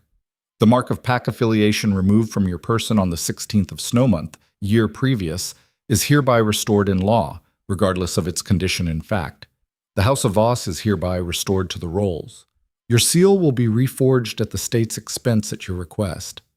"I don't want a new seal. I have my mother's." "Then the old seal is hereby re-recognized." "Thank you. Is there anything else you wish to say to this chamber?" She thought about it. She stood on the dais, on the cold stone that had not gotten warmer, with a room full of people watching her, and she thought, "Yes," she said. "One thing. Speak. 20 months ago I stood in this chamber, and I said that one day, in a room I would not be in, someone would say my name out loud and none of you would be able to stop them. I was wrong about the room. I was right about the sentence." She paused. "I do not want this chair. I have been told that you will offer it to me, deputy. I am telling you before you offer it that the answer is no. I am not a first voice. I am not an arbiter. I am a woman who was thrown across a river in winter by a council who thought they had the right to decide who belonged to this kingdom and who did not. I do not want that right. Nobody in this chamber should want it. The reason the fever year tax could be stolen is that a room of 7 people could decide what happened to 400,000 crowns without anyone outside the room seeing the ledger. I'm not going to sit in a chair that lets 7 people decide that. What I'm going to do, if you will let me, is draft a covenant, a new one, that puts the ledger of this city in the hand of every person who pays into it. I'm going to spend the next year doing that. That is what I want. Not the chain, the ledger." Deputy Marin looked at her for a long moment. "Granted." A small sound moved through the chamber. It was not applause. It was the sound a room full of people make when they have been holding their breath and let it out at the same time. Nyra stepped down off the dais. She walked the length of the chamber in bare feet. Alaric was at the end of the aisle. He did not move toward her. He waited for her to come to him. When she reached him, he did not take her hand because he did not have permission, and she had not told him yet whether she was ever going to give it. But he was there. Kael was behind him, leaning on Isabel's arm, because he had walked from her house to watch this, and he had nearly not made it, and he had made it anyway. Isabel had her other hand on Sergeant Haas's elbow, which was new and which Nyra did not have the energy to think about today. Lady Kane was 2 rows back, a small, straight-spined woman with her son's ice-blue eyes, and when Nyra looked at her, Lady Kane inclined her head once, a small acknowledgement between 2 women who had each, in their own way, been betrayed in the same chamber, and had each, in their own way, come out the other side. Nyra walked out of the council chamber of Havenmore into a noon sun that was the first warm sun of that year. The snow in the square was melting in patches. A boy she did not know was standing at the edge of the crowd, maybe 10 years old, watching her with his mouth a little open. He was not afraid of her. He was just watching. She stopped in front of him. "What's your name?" she said. "Tam," he said. "Tam, do you know how to read a ledger?" "No. I'm going to teach you, not today, in a year. Come find me in a year." She walked past him. In the far corner of the square, a knot of women from the lower wards had gathered. Fishwives, seamstresses, the wife of the blacksmith named Orrin from Cold Lane. And at the front of them was old Mother Ainsley, who had sold her mother honey for 20 years and whose lips had moved without sound on the day she had been walked to the bridge. Mother Ainsley was crying now, openly, with her whole face, and she was not trying to hide it. Nyra went to her. She did not say anything. She just put her arms around the old woman and held her. Mother Ainsley said, into her shoulder, "I prayed for you." "I know you did. Every night. I felt it." She had not felt it, exactly. She had felt something. Some nights, in the burrow, in the dark, when everything in her had wanted to lie down, some nights there had been a small light at the back of her mind that she had not been able to explain, a sense that she was being carried by hands she could not see. She had thought it was her own mind keeping itself alive. Maybe it had been. Maybe it had been an old woman on Cold Lane with her lips moving. Maybe there was no difference between those two things. Maybe the only prayer anyone ever answers is the one that makes a person keep walking. She stood a long time with Mother Ainsley in the square, in the warming sun, with the snow melting around her bare feet. And after a while, Alaric came out and stood a respectful 10 feet away. And after a while longer, Cale came out and sat on a bench against a wall because he could not stand any longer. And after a while longer than that, the crowd began to thin because it was a working city, and there was fish to sell, and bread to bake, and children to feed. Nyra let Mother Ainsley go. She stood in the middle of the square and looked up at the council building. Gray stone, the bell in its crossbeam, the high narrow windows, and she thought quietly that the building looked smaller to her too, the way the city had looked smaller from the rise. It looked finally like a building, not a kingdom, not a sentence, a building, with rules inside it that had been written by people and that could be written differently by other people. She had for a long time thought that power was what those men in the chairs had over her. She thought now, standing in the melting snow with her feet cold and her hair short and the bran rough under her collar, that power was something else. Power was the decision, in the dark under a cedar tree, not to lie down. Power was the 14th strike of a flint on a piece of flint, when the first 13 had failed. Power was the reach of a frozen hand for a belt of a falling man on a ledge, a boot and a half wide above 60 feet of empty air. Power was walking, in a moss-green dress, into a small room on the 4th floor of a building, and saying, "I am here to offer you a choice." The men in the tall chairs had never had it. They had only ever had the bell and the iron and the silver-leaf cuffs and the right to speak last. Those were not power. Those were a borrowed costume the city had let them wear because the city had forgotten, for a while, what it owned and what it didn't. The city would not forget again for a little while, probably not for the rest of her life. After that, it would forget, because cities always did. That was all right. A thing did not have to last forever to be worth doing. It only had to last long enough for the Tams in the square to grow up knowing how to read a ledger. She turned. Alaric was watching her. His face, in the noon sun, was the face of a man who had not been sure, until this exact moment, that she was really back. She took 3 steps toward him. She stopped just out of reach. "I am not going to bond you today," she said. "I am not going to bond you tomorrow. I do not know if I am ever going to bond you. What I'm going to do is work in this city for a year. You are going to work in this city for a year." In a year, we are going to sit down on a bench with 2 cups of something hot, and we are going to talk and we are going to see. Yes. Don't yes me like that. Mean it. I mean it, yes, a year. Good. She took 1 step closer. She lifted her hand. She put her palm flat against the side of his face, the way a person puts a hand on the flank of a horse that has been asked to stand still for a long time and has done it. His eyes closed. She did not let her hand stay long. She took it back. Come on, Commander, she said. There's a kingdom to take apart. We've only done the top of it. He walked beside her, not behind her. Kael got up off the bench with Isbel's help, and he followed them, limping, slow. The 3 of them walked out of the square together into the lower ward, through the warming streets of a city that had just had its throat cleared for the first time in a generation, and the sun on the back of Nyra Voss's neck fell on the old brand as if it were any other piece of her skin, and she did not flinch, and she did not pull her collar up, and she did not this time walk behind anyone at all.